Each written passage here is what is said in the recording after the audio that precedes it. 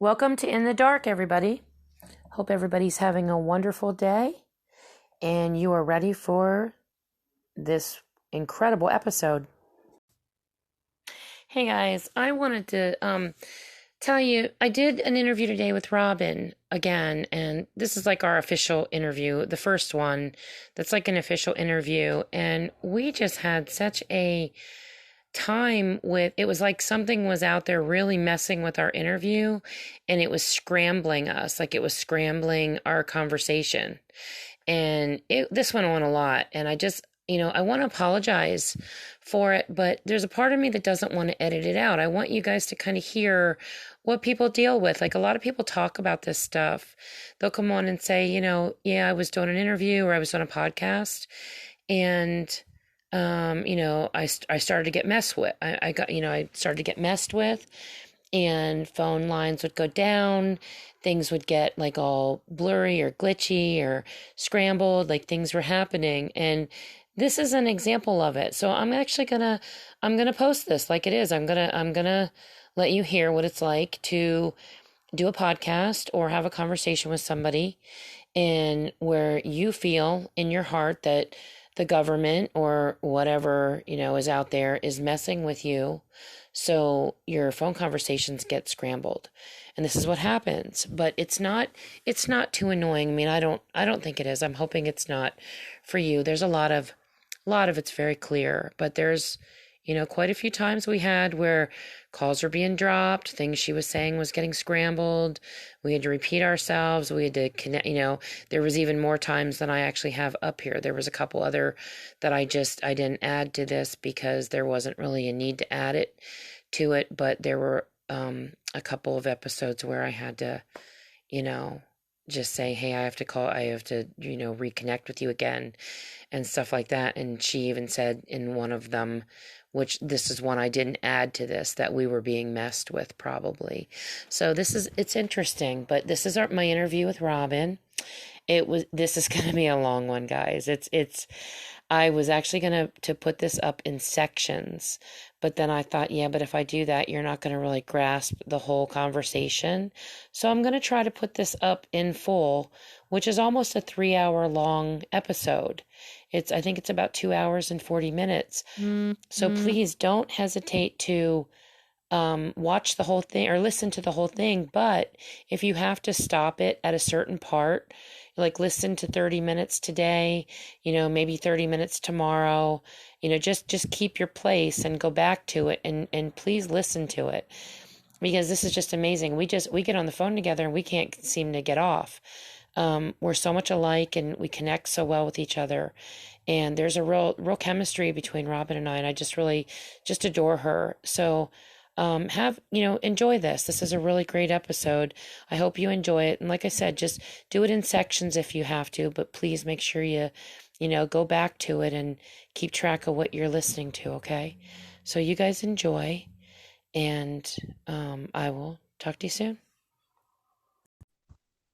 Are you there? Hello. Hey, there you go. Yeah, see, I did it the same way that I did before, but it Yeah. kept telling me that you were gone. Okay. Okay. Yeah. I don't know what was, I was sitting there thinking, okay, is somebody messing with us or what here? Yeah, in some of these platforms that they do, I've noticed you have to have a headset.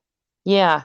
Yeah. And so I went in the house and got my headset, Okay. and it worked a little bit better too. And then I didn't know which platform you use, so it said to Yeah. download it. So I downloaded it, which Oh, that's no big deal. that's sweet. So I got it on there, so that helped. Okay. Yeah. That's awesome. That's awesome. I'm happy. Okay. At least we got connected. I know I was like, I woke up and I like put my hair up in a thing and I'm like, oh no, we're going to have to FaceTime and I look like this today. I look like hell, so I'm like, this doesn't have to be video. It doesn't like have to be seen, right? No, not at all. I was like, No. dear God, I need to go take a shower. I've been messing with the animals all day long, Oh my and God. look like crap. Been out in the rain, so it's like, no, no, no, no, no. You're so cute. I know. Okay. So, um, I'm here today talking to Robin Haynes McCray, and I wanted you to start from wherever you want to start with this. I don't know. Like, I kind of wanted you to go from the beginning of where you know, when all this started. You said you started being abducted when you were 4 by aliens, and any like memories from the very beginning of your life. I kind of wanted you to do a journey with me through your life a little bit. Well, Would when I that? started, when I was literally a toddler, my mom tells me about how I used to talk about what she thought was an imaginary friend. Mm-hmm. It was taller than my dad, covered with hair, and it had a huge mane of hair around its head, and it had a furry tail. I personally believe it was one of the Dogmen because she was very adamant about that. And then she said, I had another one that was covered in hair. I have vague memories when I was little like that of Okay. seeing them when I would be outside playing or whatever. When I was 4 and 5, well, actually, when I was 5, I think at 4 or 5, we lived in a subdivision that was being developed. And directly next to it was woods. And they had these big, huge dirt mounds, and everybody would take their bikes down there. And, you'd go up and down the hills, or you'd sit there and you'd build sand castles or dirt castles or whatever. And back then it was very safe, or we thought it was anyway. Parents thought it was to let your kids, Mm. do that. And we would all go down there and play. There would be a group of us, and I would always see them standing in the tree lines watching. I Wow. didn't know that not everybody could mind speak, because that's just was part of my normal.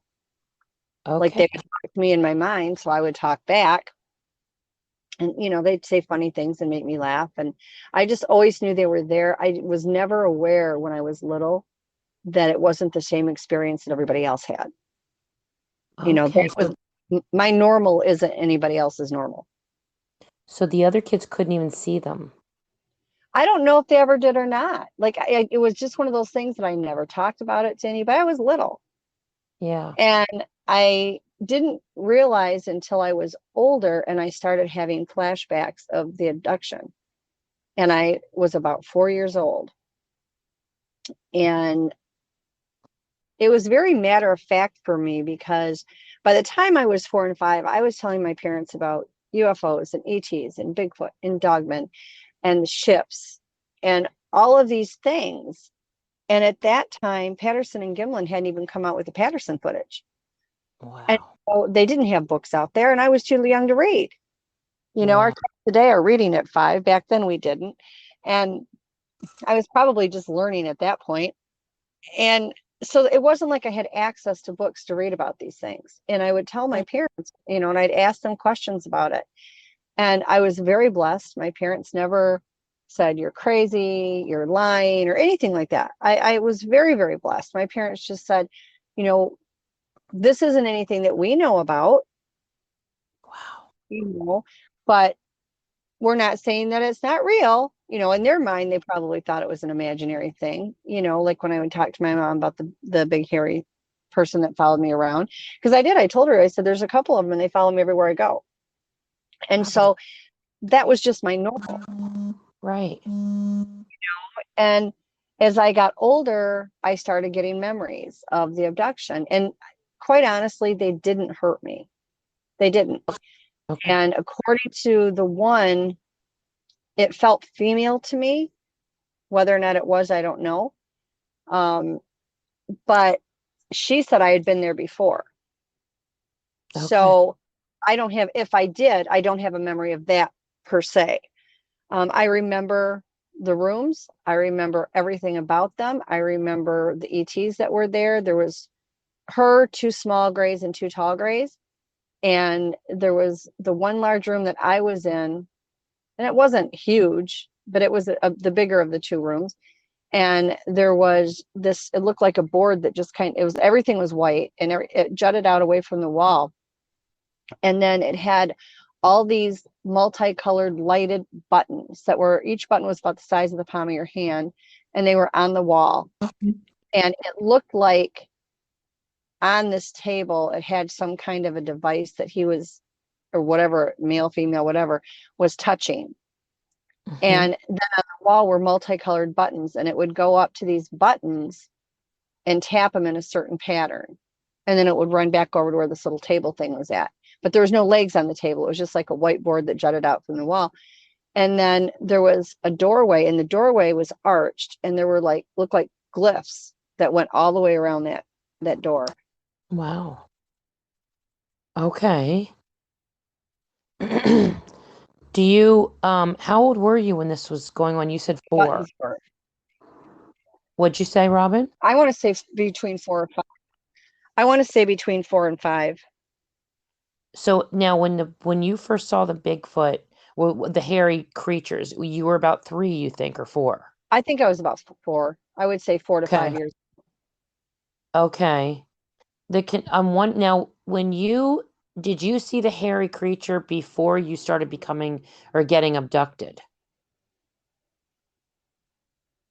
I think before.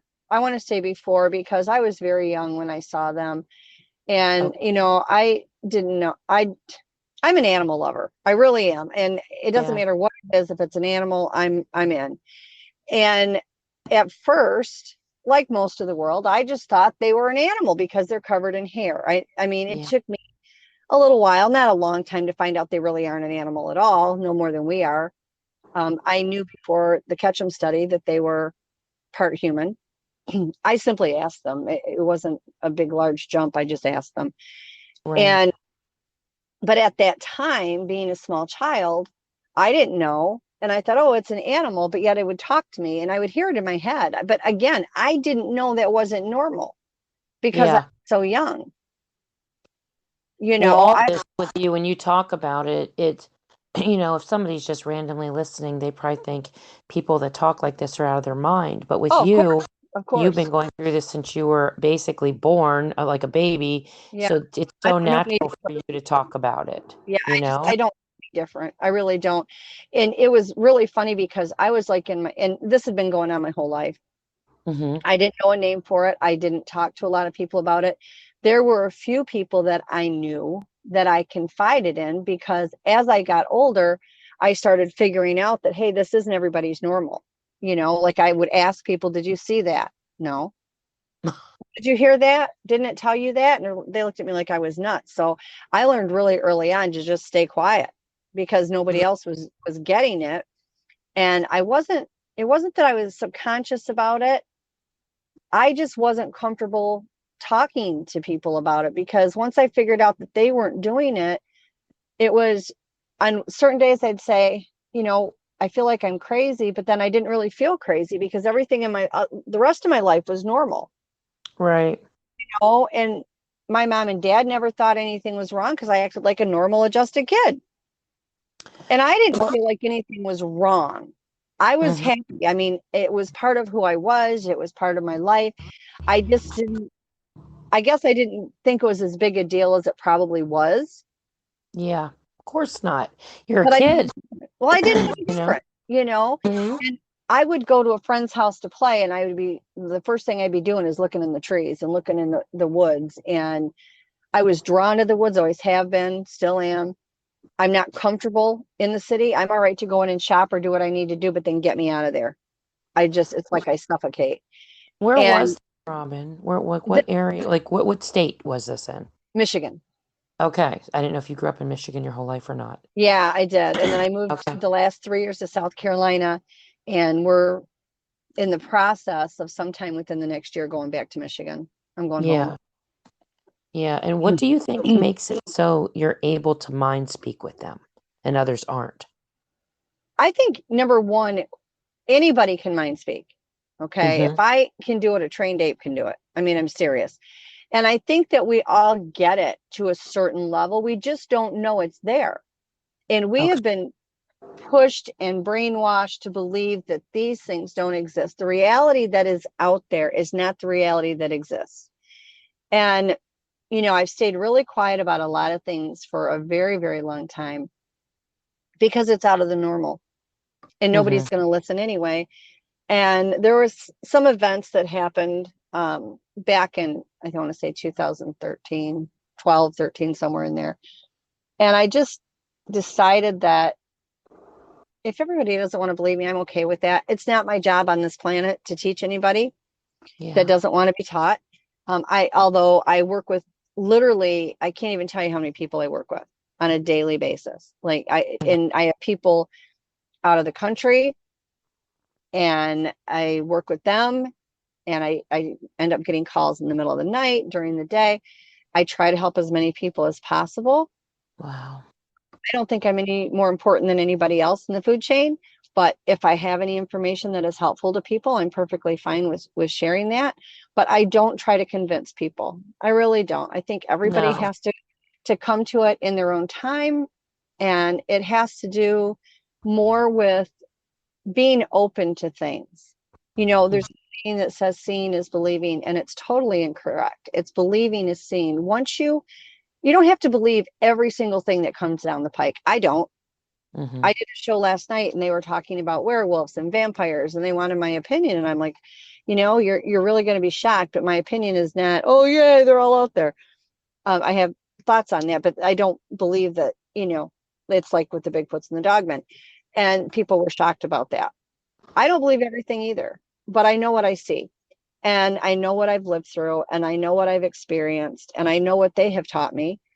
And the thing about it that really makes it easier for me when I do talk about it is people have been with me when these things are going on. Right. It Right. only happened when I was alone, or the rest of my life I didn't act mentally together. Then I would say I'd be the first one up there saying there's something mentally wrong with me. I went through a very nasty divorce, and my ex-husband, my current husband's wonderful, but this was my other husband. And during that time, he witnessed all kinds of stuff. He knew they existed. But when we went for the divorce, because I divorced him, he was very vengeful and very not nice. So he called and said I was crazy, I lost my mind, and all these other things. So the state came out and said, well, we want to do a psychiatric evaluation. And I said, you're more than welcome to. And I Mm-hmm. had all the testing done, and I'm just fine. In fact, the guy said he was really impressed, and he learned a lot, is what he said. So Wow. it is what it is. And I'm okay with people thinking I'm nuts. I mean, I'm not going to say it doesn't hurt my feelings. I'm human. I have And look, feelings too. Robin, there's a lot of people listening. There's more and more people are seeing sightings, and more people Hmm. are coming to terms with the fact that, I mean, there's tens and hundreds of thousands of people that believe in this now, Yeah. Well, and you've seen you my know? pictures. Mm-hmm. I've sent you pictures. I mean, Yeah. and I've had people with me when these things are going on. I had a very large female. We named her Sadie, and she was very kind. And I was at my house one day. This was in Michigan, and I'm folding laundry, and I had a collie, and she was out in the backyard, and she normally wasn't in the backyard, but she was that day. And the Bigfoot would call her, and she'd go out in the woods with him. So I had to tie her up because she Uh, kept taking off with them, and I didn't want her to disappear. And she was in the backyard, which is not normally where she was, and she was just going crazy. And I was in my bedroom folding clothes. My friend was sitting on the bed, and we were watching TV. And I looked outside, and I thought, who in the world is outside in this? It looked like an orangish red shirt, like a mm-hmm. copper color. And I'm like, who's walking around out there? Because our property butted up against another property that my in-laws owned. And I thought, who's over there? Nobody's supposed to be there. That house is empty. There was another 10-acre parcel next to our 10 acres. And I'm thinking, what are they doing over there? So I went outside. I started to grab my phone, and something said, don't worry about the phone, leave the phone. So, like I said, an idiot, I listened to, whoever was talking, and I left the phone there. And I went outside, and it was a female. She had brought her baby up, Oh, and she allowed me to get very close. She was very kind. And we had a dog in the neighborhood that was absolutely vicious. And it'd get loose and it'd run the neighborhood. You couldn't be outside with it. It would come right up to you and try to bite you. It was oh terrible. my God. And I hated that thing. And the neighbors would never keep it penned up. I mean, I don't even know why they kept it, because it was never in their yard. It was always at my house. And I looked over, and this dog was there, and it was under the trees, under the brush around the tree, just hiding and just shaking like a leaf, Oh, just absolutely terrified. I'm sure she probably zapped it. And she let me get very close. And it was amazing because she had very, very long hair. And as she would move around, you could see the muscles flex under the hair, and the Oh, hair would part over the muscle. It was tremendous. But she had so much hair, she reminded me of Cousin It. I mean, just the longest hair I've seen on one. Every one is different. There are no two the same. There aren't certain areas that have ones with conial heads, or, I mean, they have them that are like that. Some do, some don't. It's not really different than our people. You go to yeah. China and maybe the eye set is a little bit different, or, but they're all different. And she had her baby with her, and I was very blessed. I got to see the baby, and it would run up a tree about 3 feet, and then it'd climb back down, and it'd run to the next one. I was all excited. It was darting all around. And she was so incredibly kind. But my friend was with me, and she only allowed my friend to get so close, but she let me get much closer. Right. And she finally picked the baby up and held it up against her chest and started to walk off. And I started to follow her. Why, I don't know, but I started to follow her. And I got probably 50 feet. And she said, "That's as far as you're allowed to go." And I said, "Okay." And I stopped. And she Oh, literally vanished. I mean, she was gone. She had to have ugh, cloaked or something, because she was completely 100% gone. No trace of her anywhere. God, that's amazing.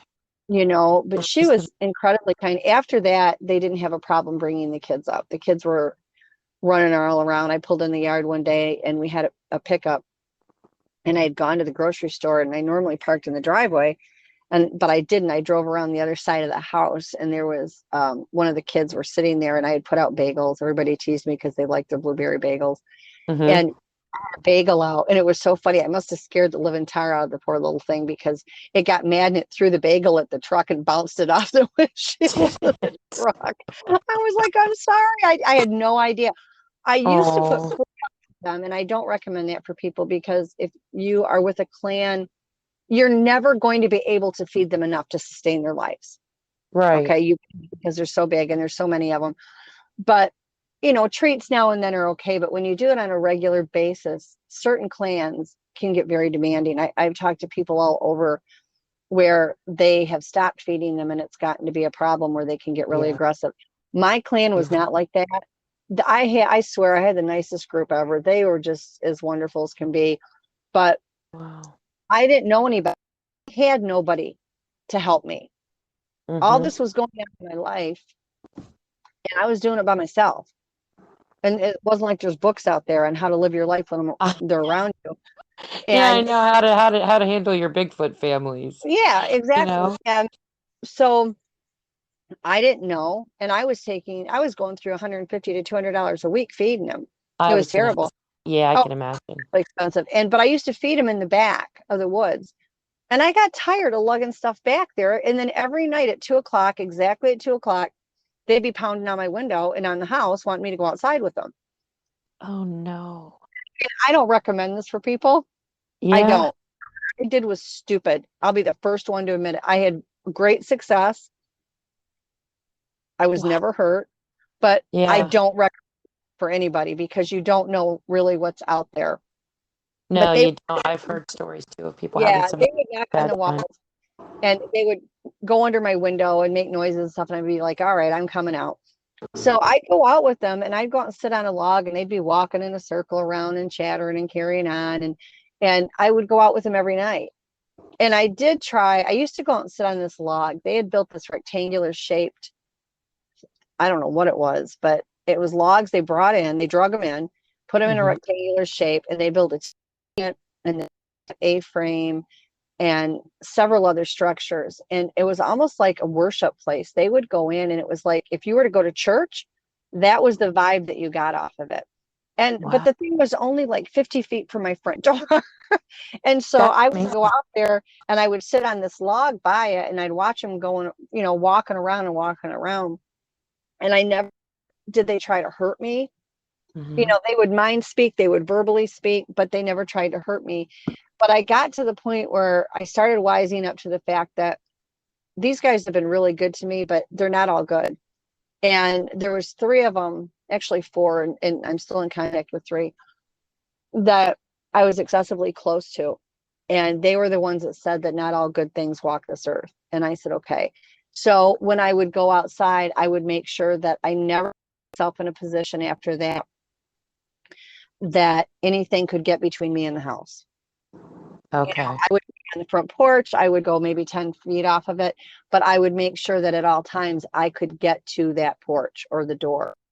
And I really, with that particular group, I didn't have anything to worry about, but they're not all like that, And so, Yeah. I mean, we have with our people's murderers, rapists, pedophiles, psychopaths, their world is, they have them too. So it's not so much the good ones that you're working with, it's the ones that else can be out there. Now, I normally at that place where I was at had really kind ones. Once in a great, great while, uh, I would get one that would try to wander in. And I literally had walked out in the yard, and the one that I'm closest to, one of the ones I'm closest to, had said, go in the house, go in the house. So I turned to go in the house, and there was one that wasn't supposed to be there had wandered in. And next thing I know, there's like rocks coming out of the woods, and this big war of rocks going on, and they ran them off. Yeah. Oh, I was really fortunate, but you do have to be careful.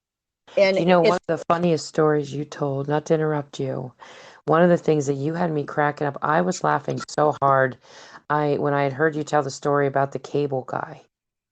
That had that to be poor one of man, that was one of the poor man.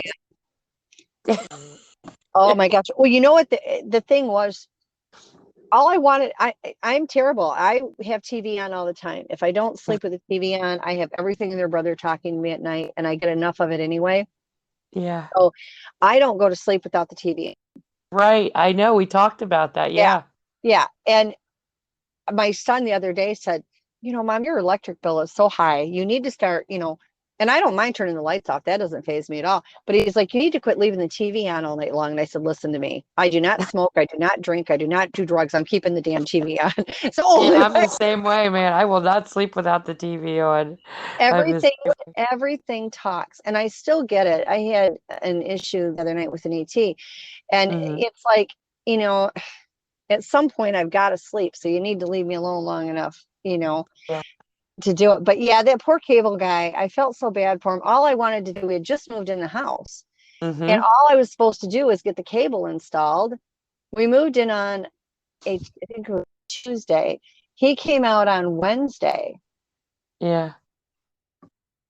Who comes out to install cable and then not bring the equipment to install it? Like I can't even comprehend that. But he Right. did, and he came out 3 hours late anyway. He came out at 4 o'clock. He was supposed to be there at 1. And he Hmm. said, I guess I can go back and get it. And I said, yeah, I guess you can. And What? he said, well, it's like a half hour away. I said, I got nothing but time. I just want a cable. So he left and he came back. And when he came back, he's like, I got the wires. I said, okay. And this was in March. So it was getting dark earlier. Right. And he's out in the front yard. And where he was putting the post at was right by, I have tree lines on both sides of the property. And they go in there and hang out all the time. And I knew they were here when we looked at the house. That was one of the reasons, other than we did like the house, that we knew we were supposed to be here. Hmm. And he's out there and he's just having a fit. And then it got dark. So I went and I turned the car lights on for him. And I went back in the house. And he was terrified. He came in and I mean, he was just having a fit. He's like, I don't know what you got out there, but I can't be out there. And I'm trying to downplay it. I'm like, it's a raccoon, it's a possum, it's whatever. Not this big. He said, this thing towers, whatever this is, it's way up high above me. I said, oh, it probably climbed up the tree. He's like, no, that's not it. It's making growling noises. And I said, a raccoon and By a a bear. yeah. And he's just having a fit. And I felt really bad because this guy was so terrified. I mean, petrified. He said, ma'am, please don't make me go back out there. And I, Oh. and I don't want any. And then I realized he was terrified. I said, if you feel like you're in physical danger, then you don't have to be out there. And he said, well, I'll come back. I'll come back. I said, okay. So he's supposed to come back in the morning. And I'm like, okay. Hmm. And the next morning at 8:30, which is when they were supposed to be there, I get a knock at the door and it's another guy. And I'm like, where's such and such? He said, I can't get him back out here. He won't come back out. He flat out refused. He said he could get fired. He didn't care. He wasn't coming back out. You got something living in your bushes. But what was so funny about it is I was so mad that night, not at this kid, but all I wanted was cable. Yeah, Mm-hmm. Mm-hmm. just something to do rather than sit here. And they were out there screwing around and thinking they were fun. And I'm like, you guys, I know you did it be thinking you're funny, but you don't get to scare people. Okay. Mm-hmm. And now I have no cable. So when my husband got up to go to work, he opened the door and pushed up against the door is this wad of cables and wires. We have no idea where they got it. It certainly hadn't have anything to do with the direct TV, But but they, they thought cable was literally cables. yeah, they, when, and the guy said, I don't have all the wires I need to do it. And so the only thing in their mind was the wires. And they knew I Mm-hmm. was upset. And Pat came and woke me up and he said, did you put a bunch of wires on the porch? And I said, for what? And he said, I don't know. Did you? And I said, no, why? And he said, I opened the door and they're pushed up against the door. And this wad of wires was like the size of a dinner plate. I mean, it was a riot. And I'm like, okay, you guys are forgiven. At least you're trying. What else can I say at that point? Oh my gosh. But it was a riot. But when I lived in Michigan, my ex-husband drove truck. And so I was home alone with the kids quite a bit, which was fine. And it was dead of winter, which anybody that's lived in Michigan knows gets bitter cold. And the furnace went out. And it was Mm-hmm. like 11 o'clock at night.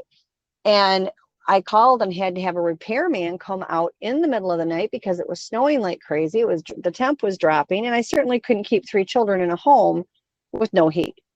Mm-hmm. So we had somebody come out in the middle of the night, and I'm thinking, I had my whole clan was out there. And that group, I will probably never have the opportunity to work with a group like that again. They, what a blessing.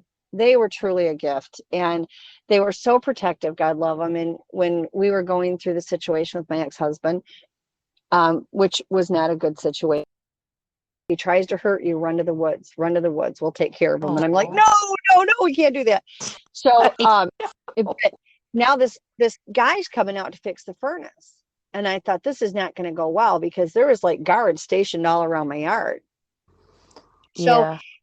it's in and he pulls in and I see the first rock come flying out of the woods.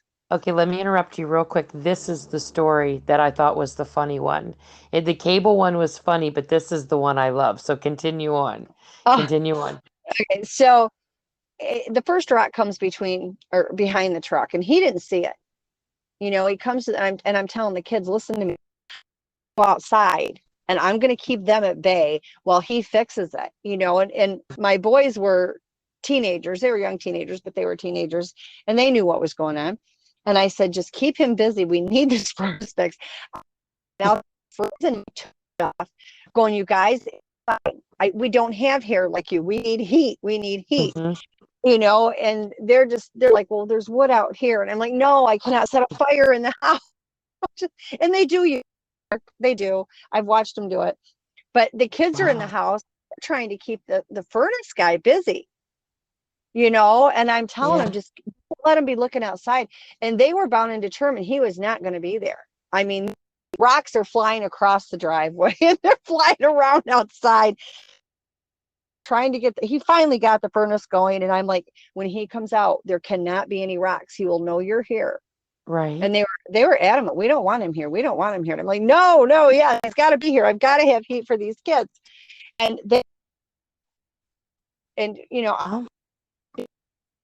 Oh, you guys, nobody's hurting me. I'm not being terrorized. But he was a stranger, and they didn't like that. right. It got to the point where when people would come over, if they were friends, the first thing I would do while I was outside is say, I know this is going to sound weird. I need to hug you. Like, I need them to physically, it's okay. Yeah. They see that I'm okay with you. Generally, they're honestly did not like. And I allowed to come there. Yeah. You Yeah, I I would too. I spoke at the scientific conference. Meldron had been giving me quite a hard time, and which that's all right. That's his prerogative. And he said, well, if they're really there, would have invited me to your home. And I'm thinking they would have never tolerated it. Never in a Yeah. million Yeah. years would they have tolerated it. And I thought, you can think I'm crazy. You don't have to believe me. And I'm not trying to speak ill of him, because I really, um, I'm sure, he's done a lot of really good things. He's got occasion for some of the things he's done, and I have respect for that.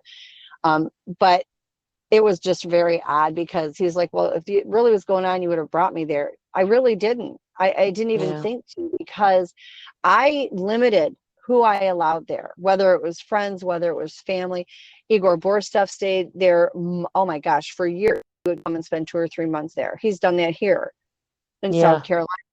And I had prominent people come. John Bendernagel came to my house, him and his wife. I was very fortunate they came and stayed. And so I had people that, were in this field of research that were very well respected there, all that, gave me positive feedback on it. But I did limit it. I mean, I looked at it this way: it was their world. We were just paying the taxes on it, Right. I know. And they were very comfortable walking freely around the property. Wow. And, we did have, they thought it was funny. I didn't think it was funny, because they pull a lot of pranks. And I hit there, like right now I live in a house, but at the time I had a manufactured home, and it had the skirting around it. It was a big double wide. And they went first under my window, and they pulled the skirting off so they could sit under there, and they would go under, and they would hit the floor, and they tap Mm-hmm. on the floor. I think it was funny, and the kids knock back on the floor. And Oh it was my like God. a game, and the kids would do that all the time. My kids and their kids would do that all the time, and it was funny. Well, then they decided they were going to go on the end of the house and open that. Well, again, Michigan winters, you don't want that opened up. It causes your pipes to freeze. Right. Right. And so I would close it, they'd open it. I'd fix it, they'd open it. And this just went on and on and on. And you wouldn't think they could Oh fit my under God. there, but the adolescents and the kids could. So they would make the amount I had was just, it was unbelievable. I had structures on top of structures on top of structures. You couldn't walk through because there were so many structures. I made the mistake of telling them I loved the structures, which I do. I really get a Uh-huh. kick out of their structures. Next thing I know, my entire, and Oh my God. the front 2 acres, Igor was out there for, and he came in and he said he didn't even get halfway through it. There were so many. And again, this is my normal. I don't know that this isn't normal. Right. And I Right. said, well, isn't it like this everywhere? And he said, it's not like this anywhere. I mean, they were literally on top. It was unbelievable. People would just come over to look at the structures, and they would like flip. They couldn't believe it. And so they, all these structures, Mm-hmm. and that was wonderful. I loved it. But they on the ground are a welcome. The upright X, like if you get just like a regular X, it's stay out. If you get an X with the post on each side, that's a territorial marker and a stay out at the same time, and you don't want to mess with them if you mess with that. Okay. I didn't realize that the ground X was a welcome, and they Okay. kept tearing the siding up, or the skirting around the trailer, and I thought, I've had it. They've got to stop doing this. I mean, it was funny at first, problem. And I had one night where one of the youngsters was underneath of it, and I was walking around the trailer tapping on the skirting, and it would tap back. 3 feet down, I'd tap and run down to there, and it would tap back. And I went all around the trailer a couple, 2 or 3 times doing that with it. And they just had the best time. But so I closed it all up, and I put a ground X in front of the spot that they were using as an entrance. And I thought, Oh my God. if To they're keep not them going to, out. yeah. And I'm thinking, they're not going to listen to me. I'm telling them that maybe in their understanding, because the next morning, I mean, the night was a mess. They were active playing around under that all night long. It was a shitstorm, excuse my language. And the next morning, I get up mad as a hatter. And I go out there and I'm like, why? Why would you guys ignore it? Like, I tried to do it the way you do it, and their mind speaking is, they do it all the time. Mm-hmm. The one so close to it is just cracking up, just hysterical. And I said, do you want to tell me why they would? Because it means welcome. I said, Oh what? my He said, I told him welcome. And I'm like, I had a free for all under my house all night long. Oh my God. Bumping on the floor. I mean, it was ridiculous. And I'm like, okay. And they thought that was funny. Igor That went is out there. hilarious. I used to bring all the food and put it out back. And then I got tired of carrying. I thought, well, they're coming up to the house every night at 2 a.m. anyway. I might as well just feed everybody up there. So about 75 feet off the end of my house, it was all woods. And I set up like a feeding station. And I had all the stuff in there. And I had toys for the kids. And I put blankets out in the wintertime and that kind of thing. And the stuff that went on over there was insane. Igor and I did all kinds of little experiments, starting to do things. It was a hoot. But he was going to stay out one night. He had taken an empty peanut butter jar because they love the peanut butter to begin with. They took a peanut butter jar. We got great fingerprints out of it because they unscrewed the top. Mm-hmm. And this was an empty jar with a screw on lid. He put a chicken leg in it and he put it out there. And he sat in the truck all night long and he watched this jar with in it, wait for them to come in. They didn't come in. So 5:30 in the morning, he decides he's got to use the restroom and he wanted a cup of coffee. So he goes in the house to get it, comes back out to the truck, and the empty jar sitting on top of the hood of the truck. Gotta be kidding me. They are so Oh, bad. That it is. was the Now, did stuff that Igor ever see them? Did he ever actually get to see them? really, he heard them. He found prints, he found hair samples. He did what he saw. It was not, I don't know if you can consider this. He was there and the evidence was huge. And all he wanted to do was see him. And he always had his camera.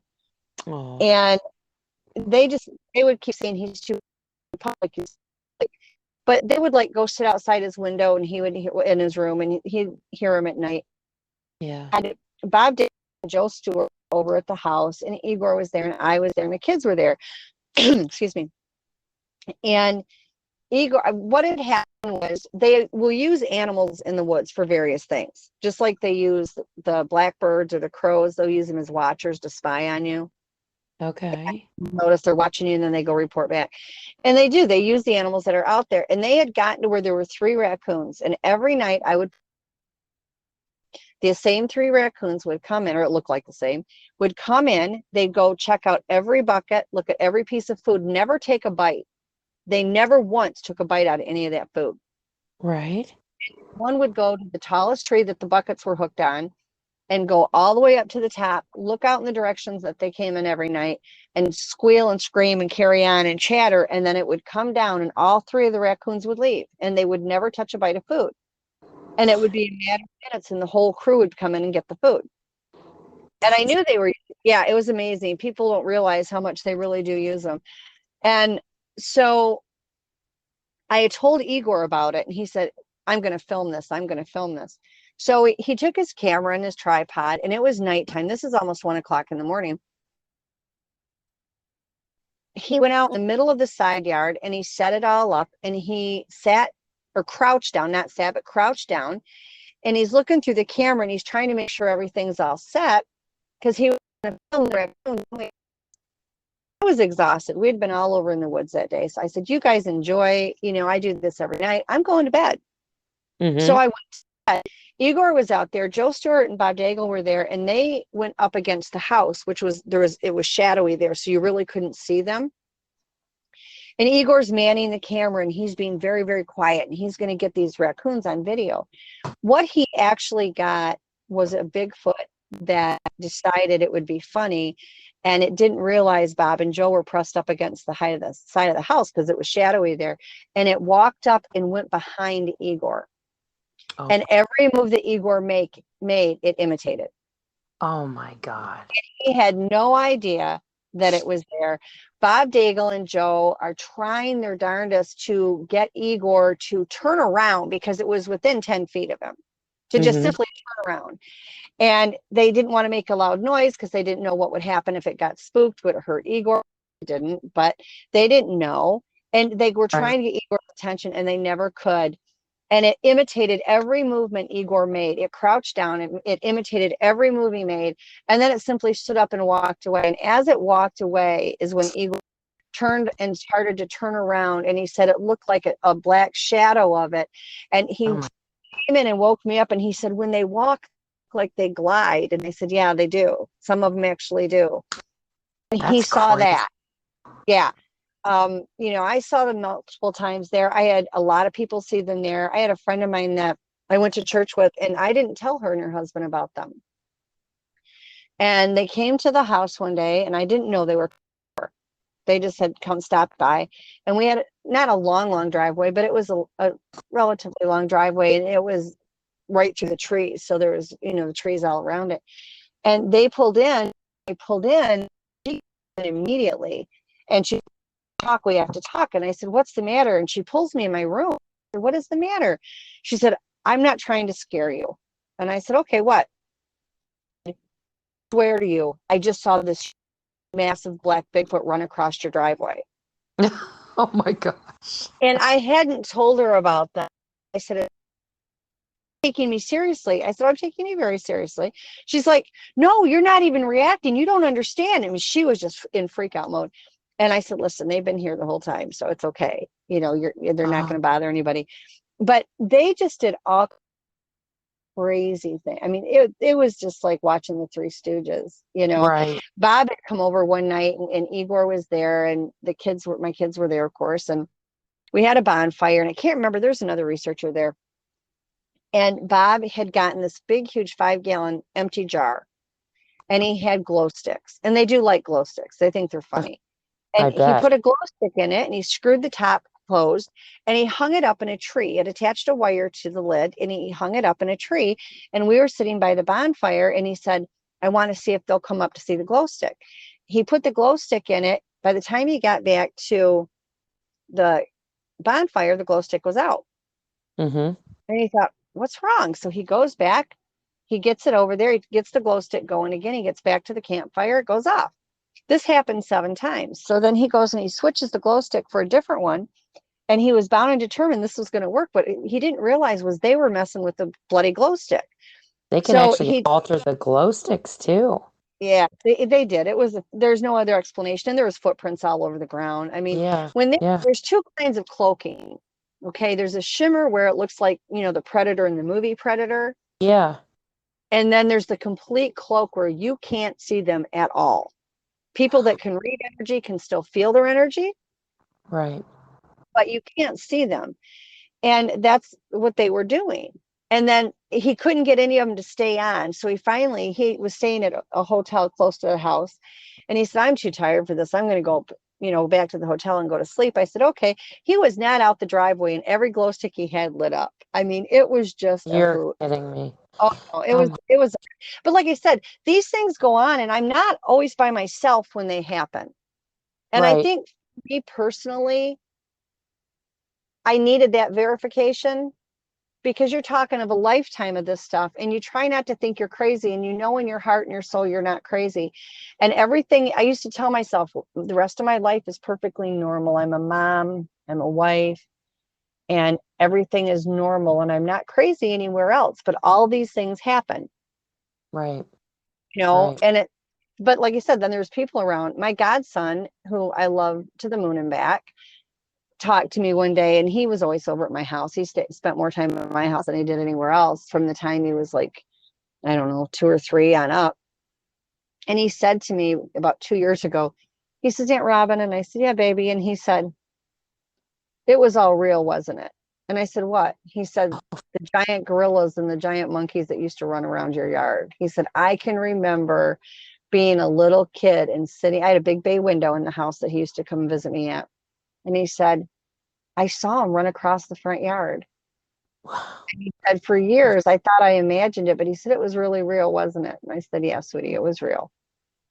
That's My 15-year-old granddaughter, her mom, her dad and her mom were military, and her dad was deployed, and her mom was going into the reserve. So she had to be gone for 6 weeks for basic training, and then another 4, 5 weeks for classes for training.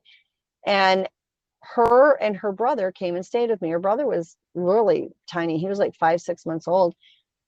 And she was 5 years old. And they stayed with me, which was amazing. It was fantastic. I loved it. mm-hmm. And she was outside the driveway, and a large portion of our property at that time was sand. and she was out building sandcastles, and she was sitting probably, I want to say 6 to 8 feet from the tree line, which was very close to my front door. I walked in to get her something ready to eat for lunch. I look out my kitchen window and I see her toss a rock in the woods, and and not like being forceful, just like playing, Right. like if you're going Right. to toss a ball back and forth. And pretty soon this rock, little tiny rock about the size, not even about half the size of a golf ball, rolls back over to her. Wow. She picks it up and she smiles and she tosses it back in the woods. Pretty soon it rolls back again. And this went on for a couple minutes. And I thought, oh God, as a parent, as a grandparent, there is not any situation you are ever going to be in that you're ever going to feel is safe enough for your babies. Mm-hmm. And so, like the group that I had a lot of faith in, but now you're talking about my grandchild, I don't want anybody that close to my babies. So Right. I went out and I said, you guys, I said, what are you doing? And they just smiled. And she looked right at them. And we had just taken her to see Alvin and the Chipmunks. And she Mm-hmm. said, Grandma, she said, your house is so cool. She said, you have Alvin and the Chipmunks, but yours are really big. Yours are a lot bigger than the ones in the movie because there was three of them standing there. And she just associated it with Alvin and the Chipmunks. Yeah. Yeah. And she said, yours are really cool. They're a lot bigger. And I'm like, yeah, we're not playing that close to us. So I brought her in the house. But Do they get you offended when you feel kind of like protective with, know, like where you don't trust them kind of in a way, I I guess. think they never have said anything about it, and they never acted put off about it.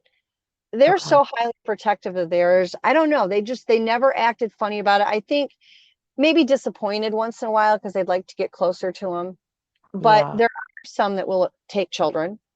I And know. it's not just because they're trying to be, some are aggressive, just like we have pedophiles. Again, you have to relate it back to our people. But some do it where there's been a female that's lost a child and she's grieving, but also in their culture, you don't leave them unattended. If you're not with them, there's multiple others in the clan that are taking care of them. They are highly, highly protective of their children. And so if we're comfortable letting our kids go out in the yard and play, and maybe we're not out there standing right on top of them. But if they feel like a child has not got somebody's attention on it, they will take them. And in their world, that's not being cruel. They're looking at it, this child is without a clan, and they do take them. And there's been several cases where that's happened, unfortunately, and it doesn't normally end well. There have been some kids that they've taken back home. I mean, Okay. you know if they're lost or something, they literally get them back home. Wow. But there are also cases where even if they don't intentionally want these children to die, they are not used to the exposure, Yeah. and that is generally what happens to them. There are some that are abusive. I mean, we have the same thing with our people, and it's very sad. So I always tell people, you don't trust them with the kids. Even, I don't care how good they are. It's Yeah. not that it's not that you think that they're trying to hurt them. Most would never hurt a child, but you don't want them to think that they're without a person or without a clan or a family, because they will take them and try to raise them. Jeez, Robin. I Oh mean, my. it does happen, unfortunately, but their ways, the thing is with them, number one, and most people don't believe it, and that's okay. Like I said, I don't get offended when people don't believe me. When they start saying unkind things, I'm human and my feelings get hurt, but I get over it Right. pretty, because while they're saying all those things, I'm going to go home and I'm going to play with my Bigfoot. Yeah. So, that's kind of how I try to keep that in my head. And I'm going to continue to experience the things I experience. But they are a human hybrid. I Mm-hmm. mean, not only people can ridicule the Ketchum study till the cows come home. All the information from that study was never released because the public was so venomous. Right. Everybody, at least they could have asked questions, but if everybody could have, per se, not been so cruel, Mm-hmm. information would have come out and it would have blown them away. But because, unfortunately, people acted the way they did, all the information didn't come out, and that's really sad, because Right. It's really just incredible. So that, that was unfortunate, but that study is solid. I That know was all the the, one where you said that the Bigfoot were part ET and then part human. well, the study never said they were part ET. So I want to be really clear on that. Okay, Um, gotcha. let me explain. Okay, When they did the DNA study, they checked the DNA in multiple databases that are out there for the scientists to work with. And I'm not a scientist. You'll never hear me claim to be. Okay. What I right. know about science, put it on a head of a pin. But I will say this. When they did the mother side, the mitochondrial side was human. They went to go test the nuclear side, which is the dad. And when it came to the dad, it did not match any database that they had access to. Okay, So that's how that is listed for the science in the paper. It's unknown because it is unknown to them. Scientifically speaking, it is unknown. There is nothing to compare that. So that's the standpoint from the scientific study. So now we take that and we set that off to the side, because then what I'm going to tell you has nothing to do with that study. I okay. don't want it associated with it. I want to make that clear to people, because I've had people come back and say, well, Melba Ketchum said that, it was an ET. He does not. Hang on, Robin, you're breaking up.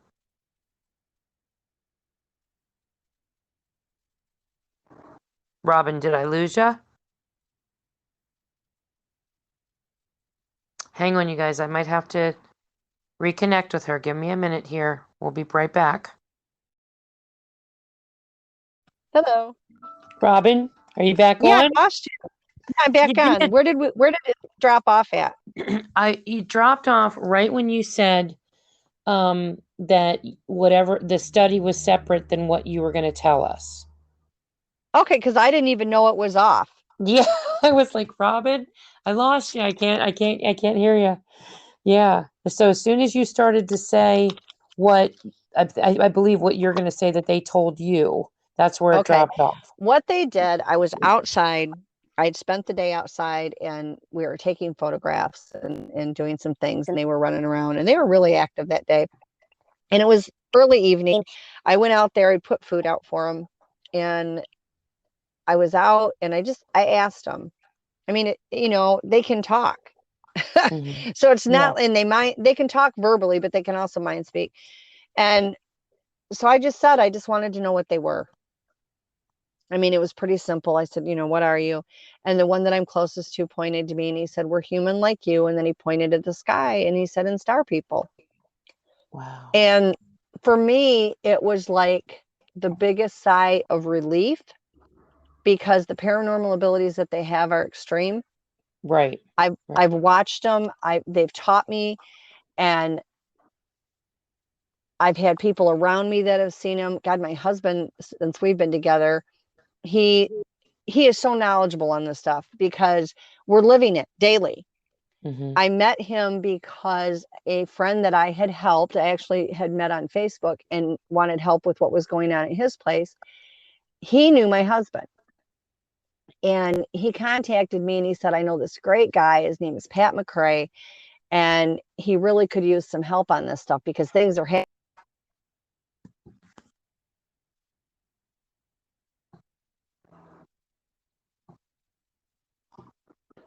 getting together and getting married. But he's seen so much stuff since we got together. It's mind blowing. And he is phenomenal at mind speak. Right. There's him and only one other person that I can honestly say are the best I've ever worked with. Like, I will put my money on what they get any day of the week. In fact, because I do, and I know this sounds really stupid, I kind of work for the Bigfoot. Like, they send me different places to do various jobs and help them in certain ways. And I do healing and that kind of thing. And I verify everything because the stuff that I do with them can get dicey. And so my husband and another very dear friend of mine, we all mind speak. If we don't all three get the same thing, I don't do anything because Wow. I verify the living tar there is. Like I'm really anal about it. Like I verify it up one side and down the other because this stuff can make you think that you're crazy. It truly Yeah. can. Yeah. And I can imagine. yeah, but that's what they told me they were. And that was a long time before I ever met Melba. But Robin, where does you had told me in one conversation we had that we haven't even touched on Dogmen yet. And let me say, we're probably going to have many conversations on here because I'm going to bug Robin to come on many times. I love talking to you. We have a blast. You're so much But like me. there's It's no funny. way we can cover everything in one interview. There's just no way. There's too much. I mean, I could have you on a million times and I would just be like, I'm just hungry for like anything. Like you We are have like some, you and I have some great conversations. I yeah, have to tell you, Tracy, I adore you. I have I, so much fun talking to you, and you and I are so much, we and are. we are, and the views that you and I have are shared. And it's Yeah, so refreshing for me. Like I have a select group of people that I will completely open up with because I know they're going to seriously, they're going to be respectful, and they're not going to a nut job. And you're one of those people. You're like part of my yeah, tribe, you know? So I'm really yeah, comfortable talking to you. And again, I don't expect anybody, and I hate this phrase, but I'm going to use it because it kind of fits, to just drink the Kool-Aid, right. you know, because it really is astronomical and it is very difficult to believe. But the thing about it is, I don't care if you're George Lucas or Steven Spielberg, you can't make up the stuff that goes on in my life. No, you can't. You can't. I had a friend of Robin, mine. I feel it. Like I put feelers out. I don't know if that makes sense to you. I'm sure it makes sense to you. But I have these things like antennas that go out with people. And Mhm. I can predict stuff. Like I can feel when things are going to happen. I've predicted deaths and things coming in the mail, and like somebody can call me or somebody can show up at my door and I know who it is before I even go out there. I have like these antennas that go out, and it's weird. Like I push, it's like I pulse out. I always call it pulsating out, like this feeling of trying to grasp if something's real, something's true. Like how I can feel, I can read people, I can read things, my environment, everything. You can feel with you that it's true. Yeah. Do you know what I Well, mean? I Everything appreciate you're that. saying, you can feel it, you know? Appreciate it. And I've had a lot of people come up to me and say, you know, at least when we talk to you, you talk with conviction. Like you don't hesitate. You don't have to feel around for the answer. And I said, I Not don't, at all. you know, Not even but you didn't miss a beat. Like it's like wow, this is like it's so right. amazing, you know? It's Uh, incredible like that you've gone Tracy, through this. I'm not leaving, but I have to just pause for 1 second Okay. because, Okay. okay, 1 second, sweetie. Okay. Hang on, The guys. podcast. Robin's gonna pause for a minute. I'm just sitting here right now. Um, I'm gonna be doing I have some Q&As I'm setting up for Robin. Like as she's talking to me, I'm jotting down all these questions and there's like a whole pile of them. Don't leave. I'm not. I'm actually talking about the Q&As I'm writing down for you. So, yeah, there's a lot of stuff here I have to ask Robin. So bear with me, guys, because this is probably going to take many episodes. Because, like I said, we kind of got sidetracked here. I wanted to talk about, her life from the very beginning, like her journey through her life, and obviously she's had, probably I don't know how old Robin is, but she's got grandchildren. So I'm gonna go out on a limb here and say, 50 plus years of experiences with seeing not only Bigfoot but dogmen, cat people, and I don't even know what else, ETs. There's a lot. There's a lot here. So the questions I have, I'm just like I said, I'm writing down many, many things. And you might feel like I'm missing things, like that we started to talk about some stuff and then it got kind of, we and I'm back again. Sorry, guys. This glitchy stuff that's going on here today, we are just being disrupted left and right today. And I'm glad that you're kind of getting a chance to experience some of it. As I was saying, if you hear us talking about something and then we kind of break up and we go off, we get kind of redirected onto a different conversation onto something else, where it kind of, you're like, oh, wait a minute, they never finished the story. They didn't finish this thought. I'm writing this stuff down and I'm keeping track of what we did not finish talking about, and I will go back to it. So do not worry about that. I'm very technical minded, so I don't forget anything typically, which is really helpful with this. So, like I said, if we started some conversations and you notice that we kind of went off into something else, I will go back and revisit it. So don't worry, I kept track of that. So we got cut off again, and I'm going to start from here again. We're going to go back into our conversation here. Be right back after a brief moment. Hey, everybody.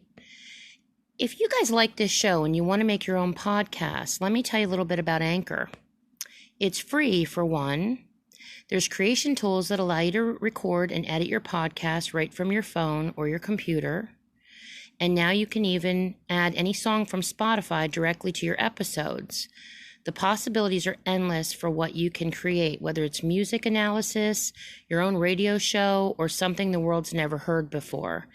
Anchor will distribute your podcast for you so it can be heard on Spotify, Apple Podcasts, and many more. And you can make money from your podcast with no minimum listenership. It's everything you need to make a podcast in one place. Very easy, very enjoyable platform to start a podcast on. Trust me. So download your free Anchor app today, or go to anchor.fm, that's F as in Frank, M as in Mary, to get started.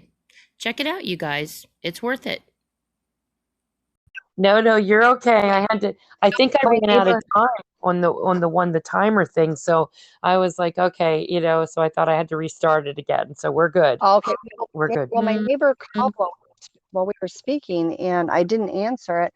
And she came running over, and she had an emergency, and she needed me to help her do something very quickly. So I am sorry. I don't normally do that, but No, she is okay. You're okay. Just adore her. She's the sweetest woman ever. Oh, so she's like, I gotta have this sent. I can't do this. I don't know how to do it. I'm like, I got it covered. I can do it real quick. So everybody's okay. Well, first I want you to go back to, I was talking about the story about the furnace guy came. You didn't talk about the part where you had gone out to talk to them. They quieted down. Then when he was leaving, like all heck broke loose. Like that was the funniest part to me. So do you remember that when you were talking about that part? Yeah, I missed what you said. I heard you say when he was leaving. Yeah, I'm standing out in the cold going, just be quiet. Just let me get this guy out of here. Right. But you said that they had like you would go, I guess your son had sent you back out because they were making so much racket and you were afraid that the cable guy was going to get scared, or not the cable guy, the furnace guy was going to get sent off. So you went out and talked to them and they got quiet until he left.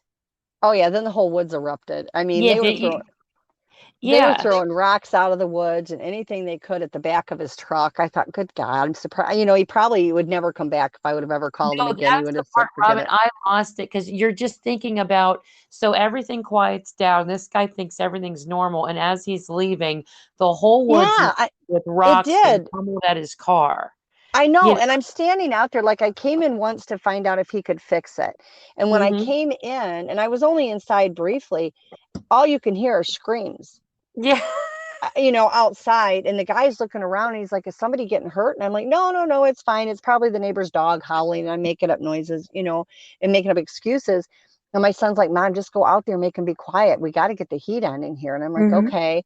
So I go back out and I got him done. And the guy came out and I signed the bill and everything. And I'm like, all I want you to do is be quiet. If he sees you guys, he's not going to leave. It's going to be a problem. Just really be quiet. That's all I need you to do. But as soon as he got in the truck and he started to drive away, it was like this landslide of anything they could get. It's just so funny. Well, I'll tell you, we had a Shetland pony. I had bought for my kids when they were little. We had actually had two, and one had passed away, and we still had the other one. And every time I put this pony in any type of fencing, he would climb the fence, run through the fence. He didn't care if it was a hot wire, hog panels, whatever. He destroyed it. Oh, and so he went outside on a boat rope. He had a 200-foot boat rope. And he had a lean-to, so he had shelter, but he had some problem about being fenced into anything. And he was good as gold. I mean, he really was a sweet old man. But the Bigfoots loved him. And they Oh, would braid his tail, they'd braid his mane. I would go out there and there would be muddy handprints all over him and little tiny butt prints. I swear the kids would get on him. I never saw it, but I would find little tiny butt prints on him, on his back. And they figured out how to untie him. And I would get up and it was like a Where's Waldo every day. Where would the mm-hmm. pony be? Because would he be in the front yard? Would he be back in the woods? And he would be, and I have a picture of one of the knots that they did. And they would move him. They would literally move him. And I would put food out and they'd take stuff over to him. And I would go in deer season. You can buy the big 50-pound bags of like apples, carrots, sweet potatoes, whatever you want. And I went to go get them because I was buying apples all the time. That Mm-hmm. was one of the things that they liked. And I went to go buy the apples, and the only thing they had left was a mixture. It was apples, carrots, and turnips in this Oh, big 50-pound bag. And I thought, well, I've never given them turnips. And, this is the only thing they have, so I'll get it. So I just took the bag out, set it in the woods, and said, have at it, guys, whatever. The yeah. next morning, I got up and I went out to see if any of the food had been eaten, and the bag had been ripped open, and the bag was empty and laying Yeah. there. And I thought, okay, at least they got it. I walk over to where the pony's at, and apparently they don't like turnips, Yeah. that particular group.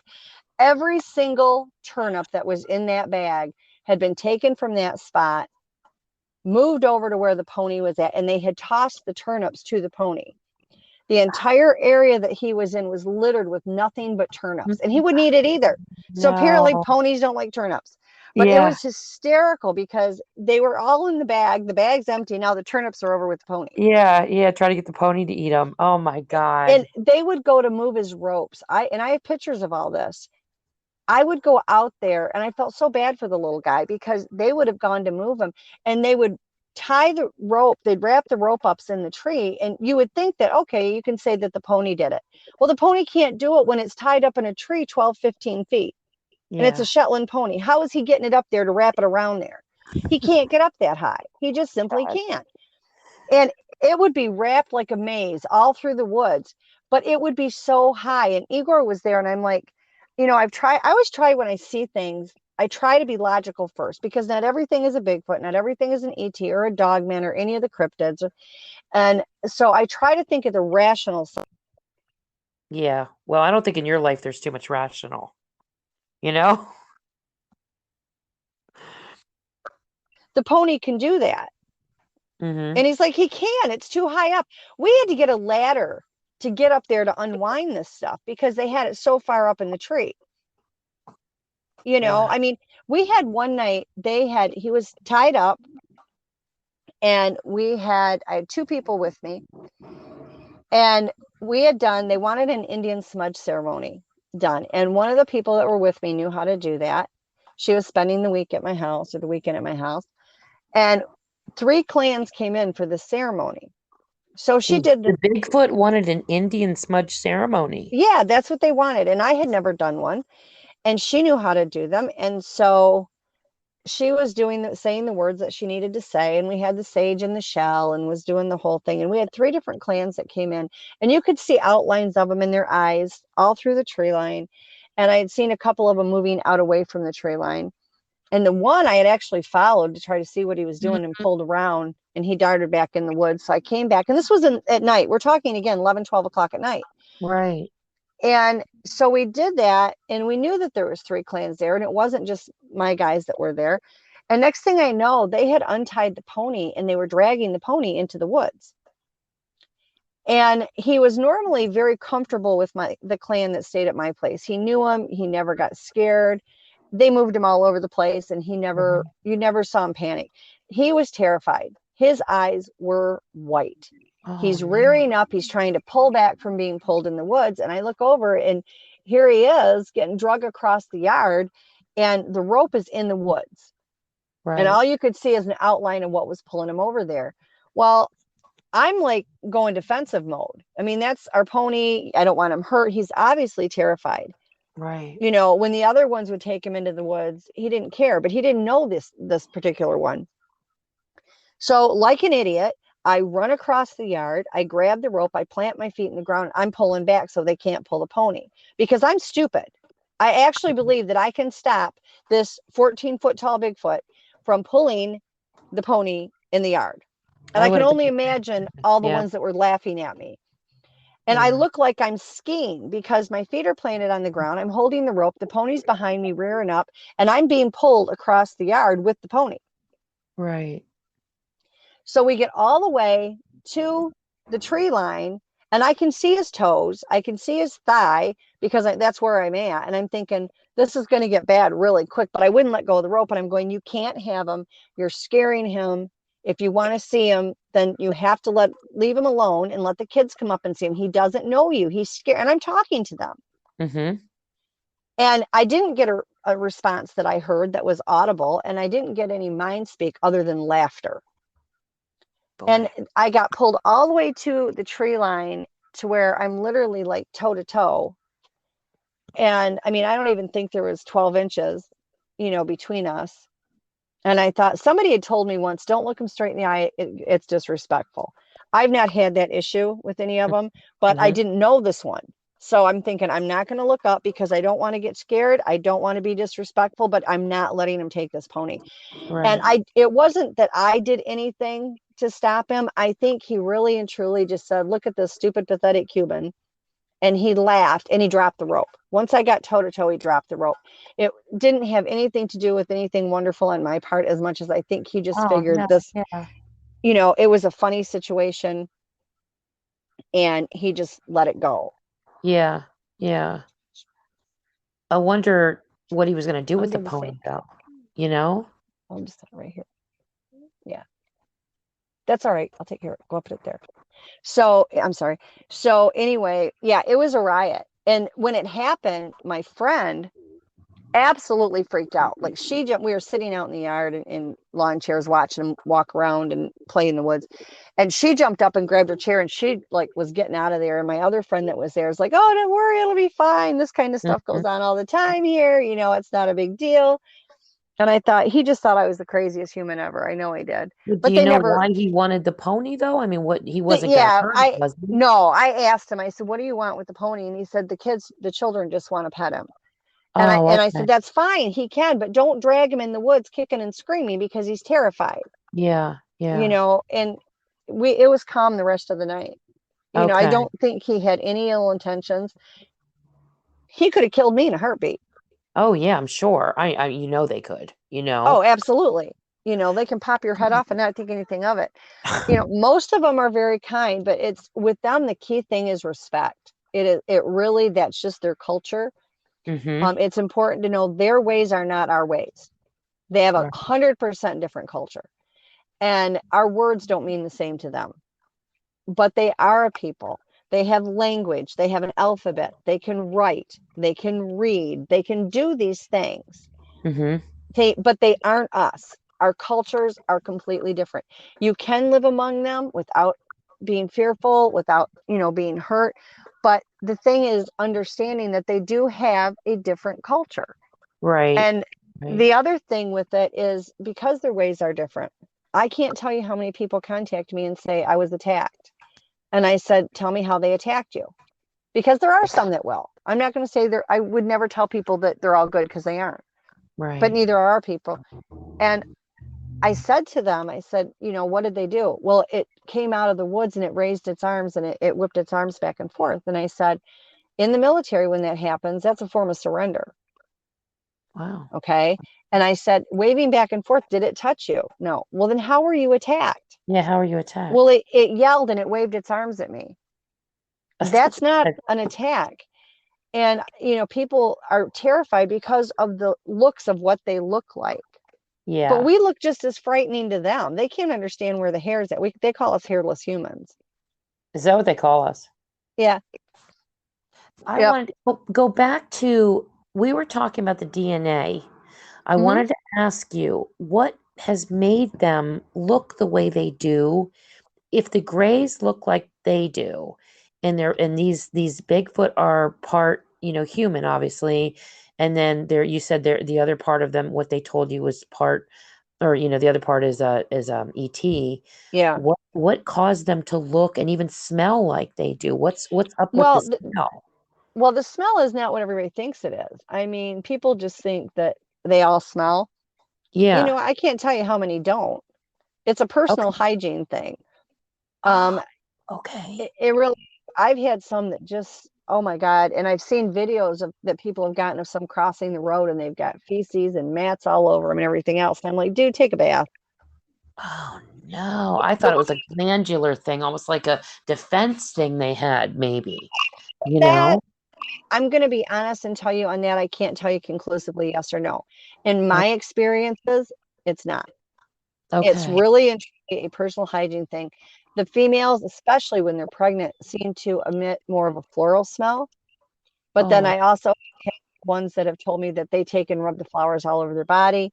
They'll braid their hair if they can find ribbon or anything, even leaves in a vine that look pretty, they'll braid them into the braids. I think and this is just my opinion. I don't have any way to prove it scientifically. I believe it's just a matter of hygiene. right. Because now the ones that I'm closest to, I know Shadow. I've never gotten an odor off of Shadow. Okay. He's going. Thank you. I've never gotten an odor off of that boy, and he's come up and stood 10 feet from me in full form, in in Wow. in flesh form. And it was funny because he was 10 feet from me, and I'm looking at him, and I'm looking in his eyes, and he's absolutely incredible. His head is exactly like a regular human, and he is white all over except he has a strip on it. It looks like a tattoo. I don't know how it's like that, but it's black on the side. He's got like a little strip, almost like a lightning bolt type marking on his arm, on the left arm and the upper part of it. But the rest of it is all white. I mean, he's even got white hair on his eyelids. I mean, it's literally that white. He's not an albino. He has dark hair. His skin is more of a darkish color, but his hair is all white. And he was like 10 feet from me. And he only cloaked because my son, his husband, were walking through some really tall grass and they were walking towards me. And one of the ones, it was a youngster and he's red and he was doing they do a belly crawl. It reminds you of the Scooby Doo thing, Yeah. you know, Yeah, I've heard that. and, and they can move extremely fast doing it. Like you would not believe how fast they can do it. And he was cutting through the grass on his belly. And then I had another one over on the side. Her name was, we called her Betty, and she was over there on the side. And my son and my ex-husband were walking towards me, and I didn't want my son scared because the one that was doing the belly crawl was cutting right in front of where he was walking. Mm-hmm. And they will go grab your legs and just think it's funny and knock you on your butt. I mean, they think it's funny. I've never had them do it, but I've talked to a lot of people that have done it and they've told me that they do it. So I hollered to him and I said, "You've got one on the ground in front of you. You've got one over to this side and one over here." And when I hollered, I did it because I didn't want my son frightened, but it scared Shadow. Oh, And okay. so I turned to look at him and he cloaked right in front of me. Wow, Robin. Yeah, I felt so bad. I still feel bad about that because the interaction would have been incredible, but my son Yeah. comes first, obviously. Well, But I did you would be, apologize? I mean, did you try I to mind speak yeah, to him? I told him, I said, "Sweetie, it wasn't you. I'm not mad at you. You didn't do anything wrong," because he kept Mhm. asking me. And he calls me mom, but he calls me mom because he heard my kids call me mom. Oh my God. Call me mom, but it's not because they think I'm their mother. They literally, I have two names. They call me mom or they call me by the tribal name they gave me. But normally I'm close enough to them where they call me mom. Some of the other Yeah. ones that come for help call me by the tribal name out of respect. But I told him it wasn't him. He didn't do anything wrong. But my concern was I didn't want my son scared because of the one doing the belly crawl in front of him, Yeah. you know. But I have gone out in the woods and been walking and hear footsteps next to me and see nothing. I've gone out when there's snow on the ground and walked through the woods and watched footprints being made, within a matter of 5 to 6 feet from me. That's amazing. You know, That's it's just crazy. amazing. And, every now and then you'll get 1 foot here and 1 foot there, and people are like, I don't understand how it can happen. Well, number one, they levitate. So that has a lot to do with it. Right. I've had them where the feeding area was at, it was all, they had, pushed all the foliage that was down. So it was all dirt. And I'd go out there and I brought in sand and put it down too because I wanted to get some good footprints.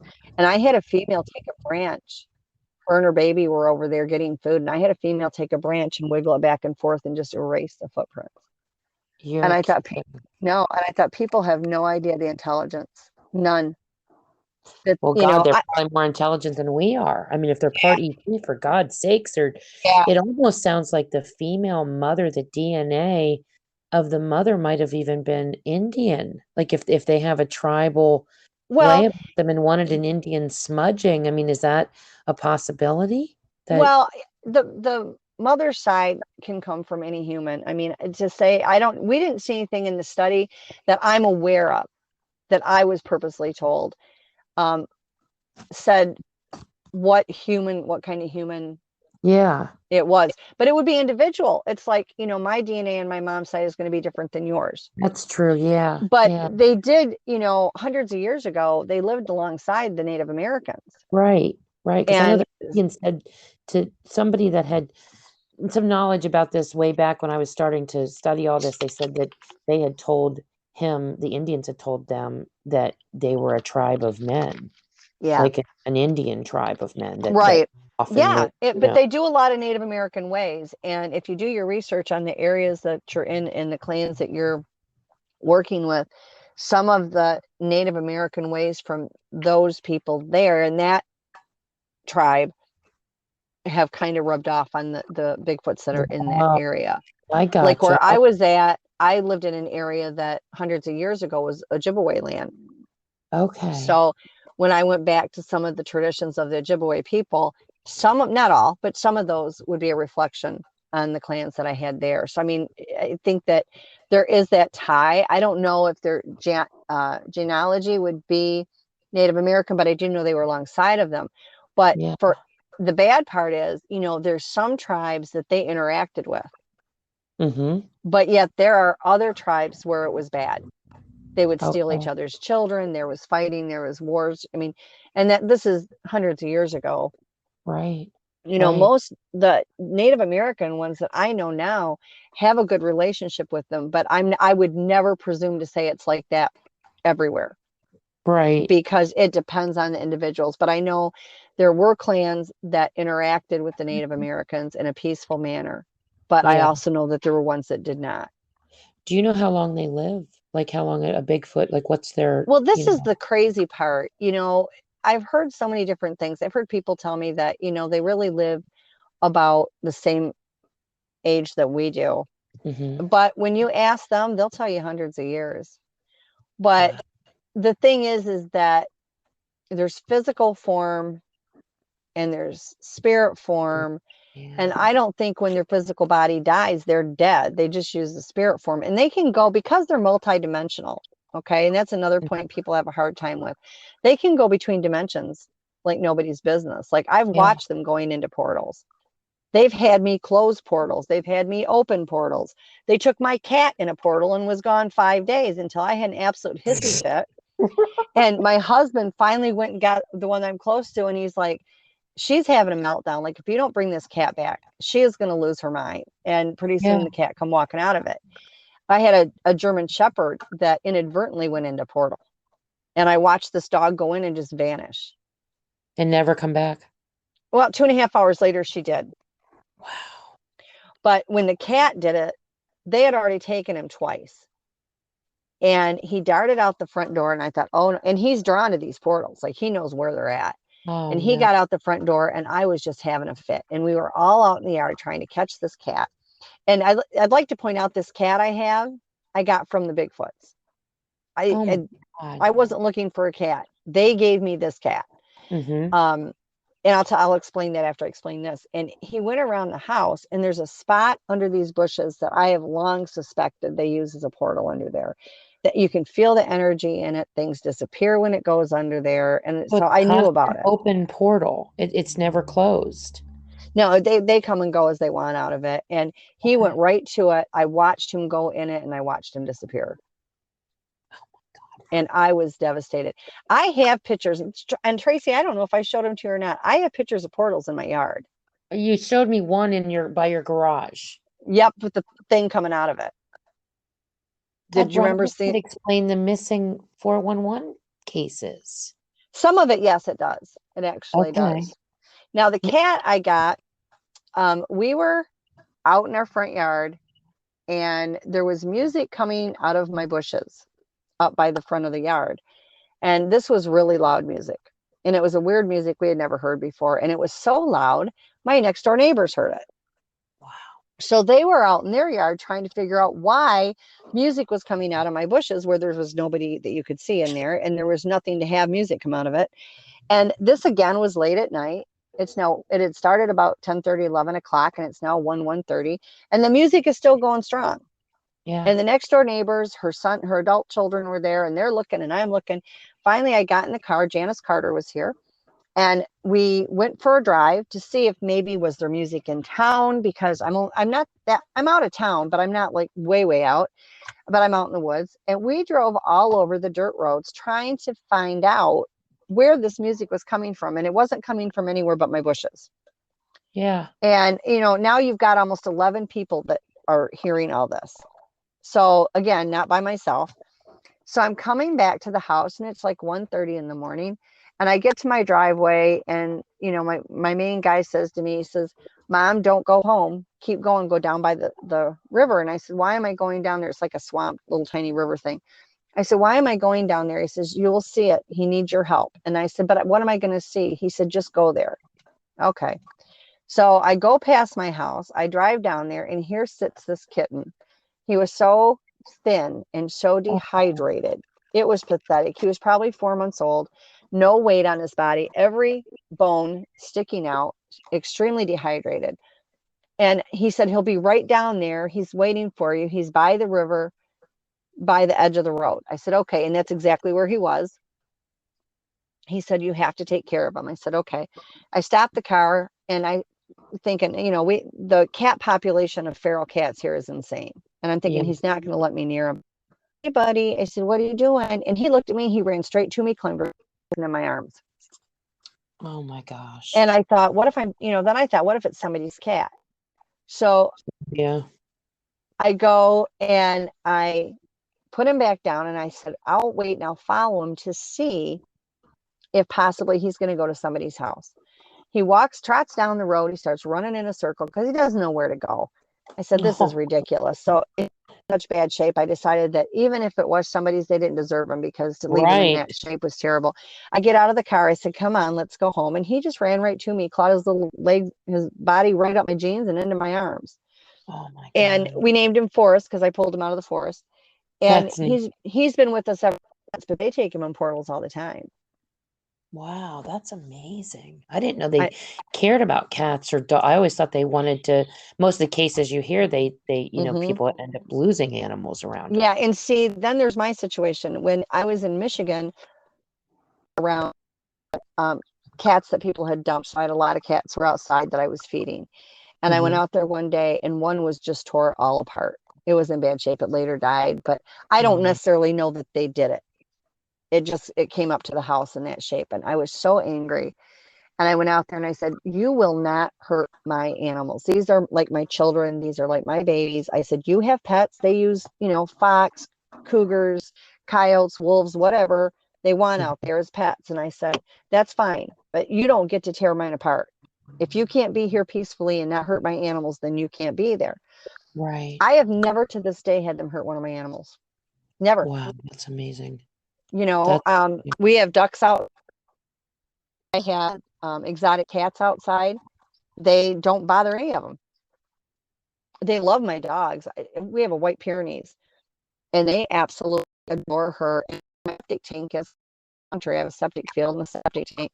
There's with stakes on it, and when we put the backyard, we did it so that the septic tank wasn't in the fenced-in yard, the outside of the fence.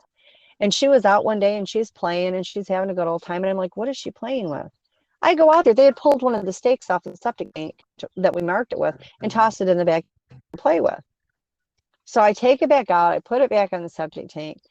And every now and then we'll find shoes get tossed in the yard or something. Somebody's boots from a neighbor that left their shoes outside. They'll snap them and they'll take them and toss them in my backyard for the dogs to play with. I mean, it's crazy. One day I looked out there and it looked like there was a 2x4 in my backyard and all the dogs had hold of the 2x4 and were playing with it. Almost. I mean, It must be crazy. It just I can't even imagine every day just waking up not knowing what the heck's gonna be, yeah, expect, you know? the only time they get really, really super quiet is when there's a death. They do 4 days of silence for a death. And yes, they do funerals. Yes, a certain way they bury their dead. And that's why nobody finds their bodies, bury them, and how they mark the grave sites and everything. That's why people can't find them. And Okay. because they've sent me to do blessings on different graves, which I done. Oh, so But they they do do 4 days. bury their dead. Yeah, Okay. 100%.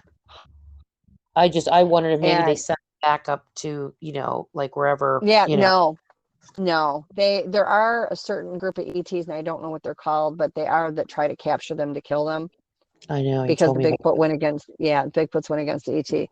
But as far as the Bigfoots go, and I believe that the same thing. I have every reason to believe that. The Dogmen here doing a lot of verbal talking. Once in a great while, somebody will say they verbally heard, but for the most part, you don't hear it. Mind speak, they'll mind speak all day long. Now, do I they also, understand us when we talk to them, even if it's verbally? Like if I were to go out and say something, do yeah, they understand us? yeah. Okay. I have every Okay. reason to believe that they do. I mean, well, I showed you the picture of the baby that was in the backyard. Right. Right. I've had a couple people tell me it was a bear, and I said a bear doesn't have it No. doesn't have pointed ears. No. And the thing about that picture, Tracy, was I was laying in bed and I was exhausted. We had been moving, and it was only 8:30 at night, but it was sunny. We would have been moved in, but it was still sunny out. It was towards the summer, and I can't remember what I was doing that day, something in the house, but I was exhausted and I just wanted to lay down. And so I was in the bedroom. My husband was there. We were watching a movie. We're laying on the bed watching a movie, and I had my pajamas on. And I Hmm. get a lot of them that come up, and they're like, "We just want to see you. We want to feel your energy. We want you to come outside so we can look at you." And I'm Oh. like, looking at an old fat lady, what good is that going to do anybody? But if it rocks your world, okay. Yeah. So, but he wanted me out there, and I didn't want to go. I was Hmm. tired, and I was watching a movie with my husband. He'd worked all day long. I wanted to just, lay there, snuggle with him, and watch the movie. And he was just insistent. He wouldn't stop. And he said, I'll let you see me. I'll let you take my picture. I said, you're lying, because you guys, their thoughts on the whole photo thing, and we can go into that more later, but that goes back to Native American tradition, that Yeah. the lens steals their soul. Wonder So where that that came from. And I wonder Native if it's American, true. well, I don't know, What but the if Native it's true, Americans, Robin? My God, think of all the pictures that we take of each other. exactly. And I mean, I would have no way of knowing if it does or not, but that's what their concern is. And I told him, I said, well, now you're lying because you're not going to let me do it. And he says, oh, I promise, I promise. And I said, all right, here's the deal. I'll come out there on the deck so that you can see me. I will take a picture. If I don't get a picture of you, I am not talking to you anymore, because that means you're lying to me, and I will not talk to you if you're lying. Hmm. I don't care how you rationalize it. A lie's a lie. And if you lie, I'm coming back out again, and you won't be welcome here. So I went out there, and I just took pictures all around the yard. And he thanked me for coming out. And I went back in and I looked at the pictures, and I'm like, oh my God, there he is. Wow, So that's I amazing. told him he was welcome here, and he's come back again. He called himself Nico, but the name that he gave me, I don't believe that that's really his name. I have a bird named Nico, and I'm sure he's heard me talk to the bird, and that's why he Yeah, gave yeah. the name Nico. Now You this know, is a dog man. this is a dog man, yeah. Okay. And I've seen a lot of them. Normally, when I see, once in a while, I'll get a flash of them walking, but you'll see like shadow form and an outline. It's like I see this outline of them. I can see their features. I can see them. They'll talk to me. I can feel the energy from them, and they'll get really close. But I've not had any come up and like take my hand or anything like that. I Mm-hmm. haven't had one get to me like Shadow did. Um, I honestly have no problem with them. I've Mm-hmm. not had. I've talked to bears that were bothering people and helped Wow. to rectify that situation. You go to Land Between the Lakes, and you're stupid. The Mm-hmm. people that go to Land Between the Lakes because they want interaction don't want good interaction. They want any interaction they can get. And the ones over there want to be left alone. And they've Okay. killed people. They're not good. They truly are not. And I know people that have gotten in and out of there unscathed, but they go there because they want to see one. They want to do that. they want to have that, and it's going to be research. You don't ever want negative contact. You want positive, because the positive will go on for a lifetime. You get the negative energy and forget it. Yeah. I don't understand people that I don't care as long as it's interactive. No, it doesn't work that way. No, I'm that's not sorry. I have a no hard problem way. with that. You have Yeah, to me have a too. mutual respect with whatever you're dealing with. And you're going to get good and bad things that come in. But at the same time, even though you have good and bad things come in, how you react and what you do with that situation is going to determine what happens next. Oh yeah. Yeah, My you don't want to neighbor, die for this, you know? no, and my neighbor that had come over because she had an issue she needed help with. She's just a beautiful person. I love her to death. I'm so blessed to have her as a neighbor. Mhm. And after I knew her about 3 months, I thought I've got to at some point tell this woman that he's here, because if I'm here, she's going to see him at some Mhm. point living next to me. And I told her, and she's so respectful and so kind. And she said, if anybody else would have told me that, I probably wouldn't have believed him. But she said, I believe every word you're saying. Yeah. And I don't know if it was her brother, her ex-husband, or whoever at one point had seen one in this town. And she said she thought he was just, spouting up. And now she wondered if he was or not. And now she's got them that they walked over to her grandson came over, who's I love this. He's like 15, 16 years old, and he's just awesome. And he came over and he said, Miss Robin, you got to go talk to Grandma. And I said, is she all right? And he said, yeah, she's fine, but your friends have been over there. And he said, well, the other night, he said, I saw this huge, huge thing walking across your backyard. I said, what did it look like? No. And because I didn't want to say, did it look like a monkey, or did it look like this, or did it look human? Because I didn't Yeah. want to lead him into anything. I wanted to hear it fresh from him. Me what it looked like, and I'll tell you if it was one of my buddies. He Yeah. said it was really tall and it looked like a gorilla. And he said it walked through your backyard, turned around, looked at me, and just kept right on walking into the tree line. Wow. And I said, okay. He said, but then there was another one. I said, what are you talking about? Well, Gail's adult son they were going to have a wedding reception at the house. He had just such a that. And they were cleaning the backyard, and he went to go saw some brush into the tree line, and he heard what he thought was a growl, and he looked up, and here is this huge, massive Bigfoot. And he's like standing there staring at it. Mhm. And he said, then it was gone. And so he ran in the house to his grandma and said, I need a gun, I need a gun, I need a gun. And she said, what do you need a gun for? And he said, because you won't believe what I saw out there. She said, well, did it look like a Bigfoot? And he says, yeah, but we don't have those here. And she said, yes, we do. And you're not getting a gun. Yeah. Robin's already said, you don't pull a gun. We don't want that war with them. And Mhm. so she wanted me to know, but she was very calm about it. She said she saw one run across her yard a couple days before that. So we Wow. went to the wedding reception and we were talking, and I said to him, I said, so when it took off, did it take off on two legs or did it go on four? Because they can do both. He said, that's the thing I don't get. I said, what do you mean? He said, I'm standing there staring at this thing, and it's bigger than me. And her son is I want to say easily 6'3" to 6'4". Yeah. He's not a tiny person. And he said, this thing was twice my size, and it's standing there, and it kind of growled at me, and I saw its lips kind of curl. And he said, then it was just gone. He said, I never saw it leave. I said, sweetheart, it cloaked. It never left. It just stood there and cloaked. Oh my And it gosh. just blew him away. But, so they're obviously believers now, but I wanted to let them know. I didn't let the other neighbor know because they're very kind people, but I'm not really close to them. And I'm thinking Yeah. they're just not going to believe it. But she's outside all the time. Her grandkids are outside all the time. Yeah. And so I wanted to make sure that she knew. And they put big X's on my corner of the property and hers, almost like this is one little secluded area where, you Cute. know, it's protected. So yeah, Yeah. That's they're cute. pretty awesome. You don't, but they're not part gorilla in any way. No, they're not. They're not any more ape than we are. I just Now, because I'm wondering where they get that, like I was saying to you, where do they get that look I have from? no idea. I Because really that's don't know. bizarre. Yeah. They've never said. That's all they ever told me. And when the DNA got tested, it came out human and unknown. Now, Right. the ETs are notorious for making cryptids. That's how we got our cryptids. The government has made cryptids as well. Yeah. Okay, like you get some of these dogmen that are just trained to kill. Those are government created. I know. Um, the regular ones that were made by the ETs, you have some that are bad. I mean, just like, again, go back to our people. There's good and bad. There's good and bad in everything. You can't count on everything being bad. You can't count on everything being I good, know. I know. which is the sad thing. But the ETs create all this stuff. It's like with the Dogmen, from what the Dogmen have told me and what the ETs have said, they're a canine human ET. Yeah. I don't know. I mean, I think at some point it would be great to get that DNA tested. Yeah. But, Well, I were made have, from the same ETs, or was it the same group that made both I don't crypt? know.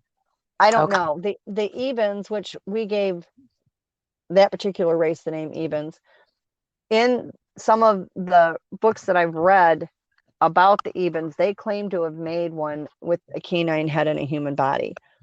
Mm-hmm. So that to me would lead me to believe that. I don't know which one created the Bigfoot. I know when they were created, they were sent here to be watchers and watch us, study us, and report back. They, however, decided they weren't going to do that because we're technically relatives. And so that changed everything. Yeah. So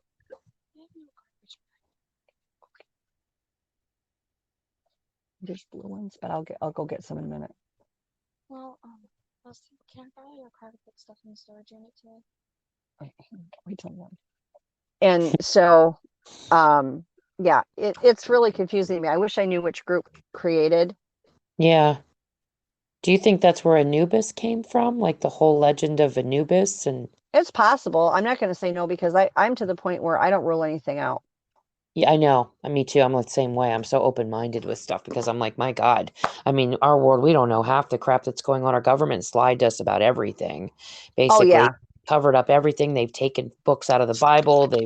You can't, I mean, it's like, you can't Well, honestly Doreen, say 100% of anything, really.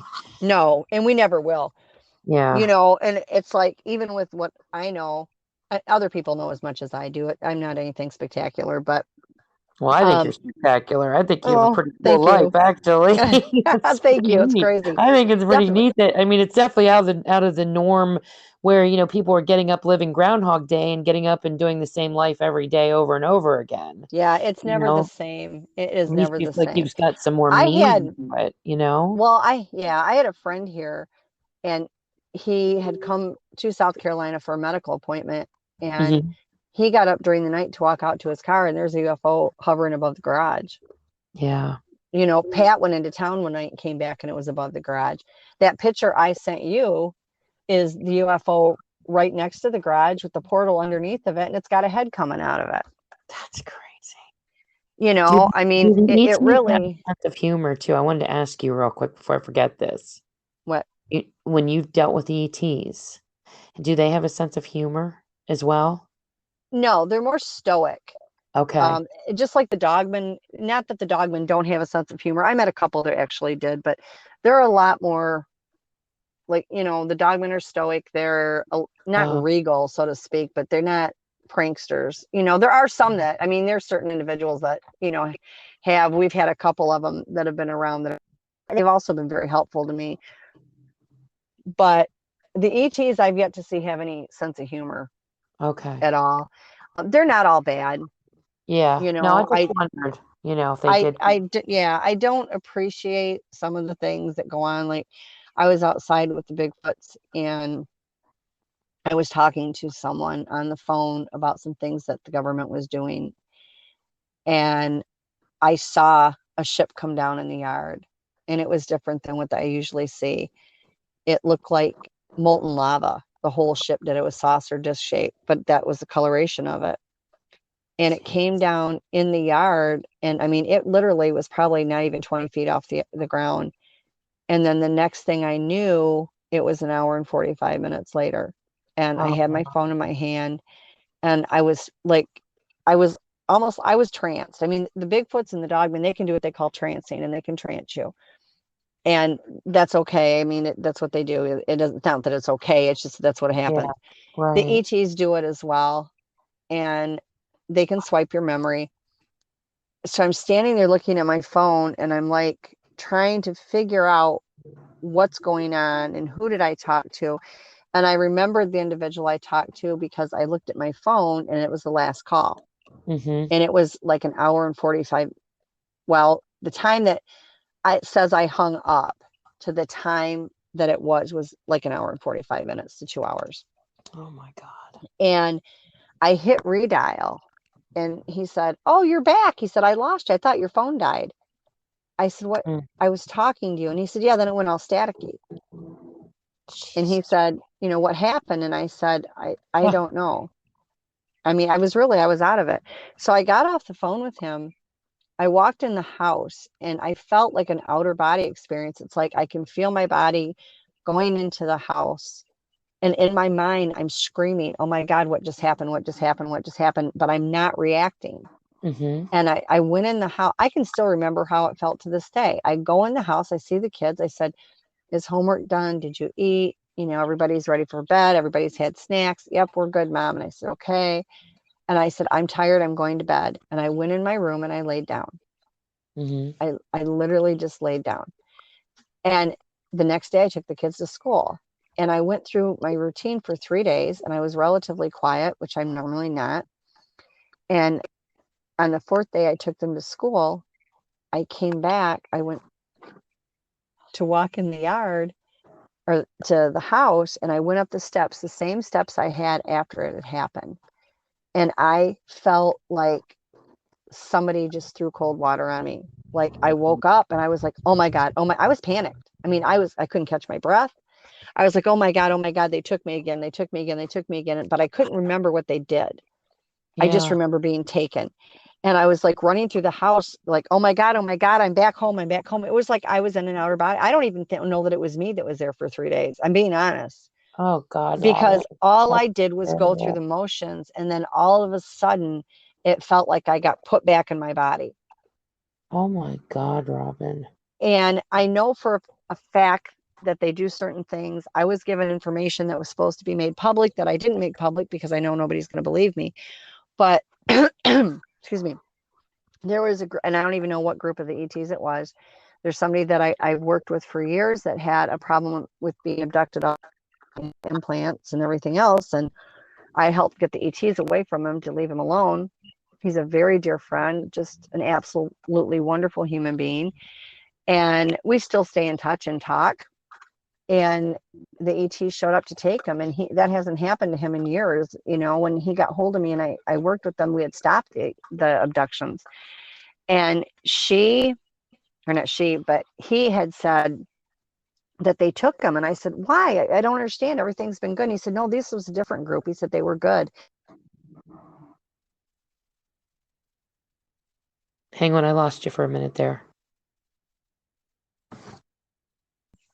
Yeah. Robin. Okay. They Hey, said wait that a they minute. wanted him to give me a message. Are you there? Oh, yeah, go ahead. Are you I there, lost. Tracy? Yeah, I lost you for Okay. a brief second. Okay.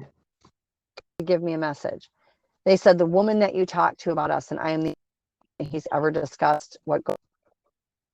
It was very easy to decide who they were talking.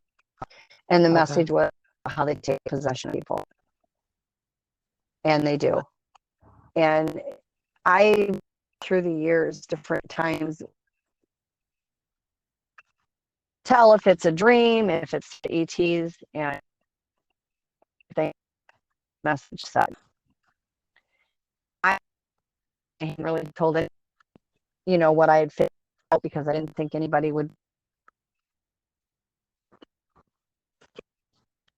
Robin, hang on a second. Go back to So, hello. I know people are probably like, what is going on with these two? And I'm sitting there saying, to myself that this is just like you can tell it feels like something's messing with us, trying to mess up our connection here. So are you still there? yeah. Okay. Now you were saying, okay, now the guy, you got the ETs to stop abducting this friend of yours. And then I Yeah. kept losing you in between things you were saying. Well, what had happened was, I don't even, it's been so long ago since we did it. Him and I worked together and the abduction stopped. Mm-hmm. And so we've stayed in contact. He's just a sweetheart. I just love him. He's such a good guy. But he contacted me, this was 8-9 months ago, and he's like, I got taken again, but I said, did they hurt you? Do you remember anything? He said, no. He said, they were good. He said, I didn't feel fear or anything. He said, I felt nothing but love and kindness from them. He said, it was actually a really cool experience. He said, but they gave me a message for the person that I talked to about all this. And he said, there's only one person I talked to about this, you. Okay. And they were adamant that they wanted him to give me the message, and it was how they take possession of people and that kind of thing. And what was so peculiar about it is the things that I've learned about them to tell, like if they come in, dream state is a real thing. Okay. It's every bit as real as when you're awake. You can get killed in dream state. You can get hurt in dream state. Trust me, I've been in the hospital I after. thought so. I thought you could too. Yeah, I go got, ahead.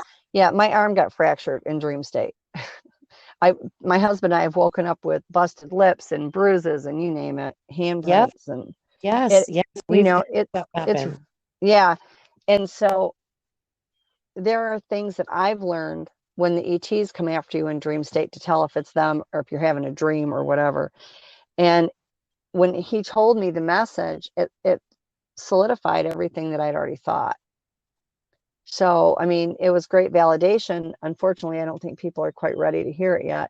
Okay, So but that, Robin, what did they say about, I mean, you can tell me in a private conversation. We don't have to discuss it here. I just wanted to know if you would be willing to say why they were talking about taking possession of people. I Like, think it was a warning. I really do. I think that the group that he talked to was very kind from what he said. okay, And they are not all bad. They really and truly aren't. I've done healing on some of them. okay, If I feel they're bad, I'm not helping. But if they're good, there's no reason I can't. If I can help, I will. But basically, when they can take possession of people, I've had somebody that looked human, but I knew was a reptilian.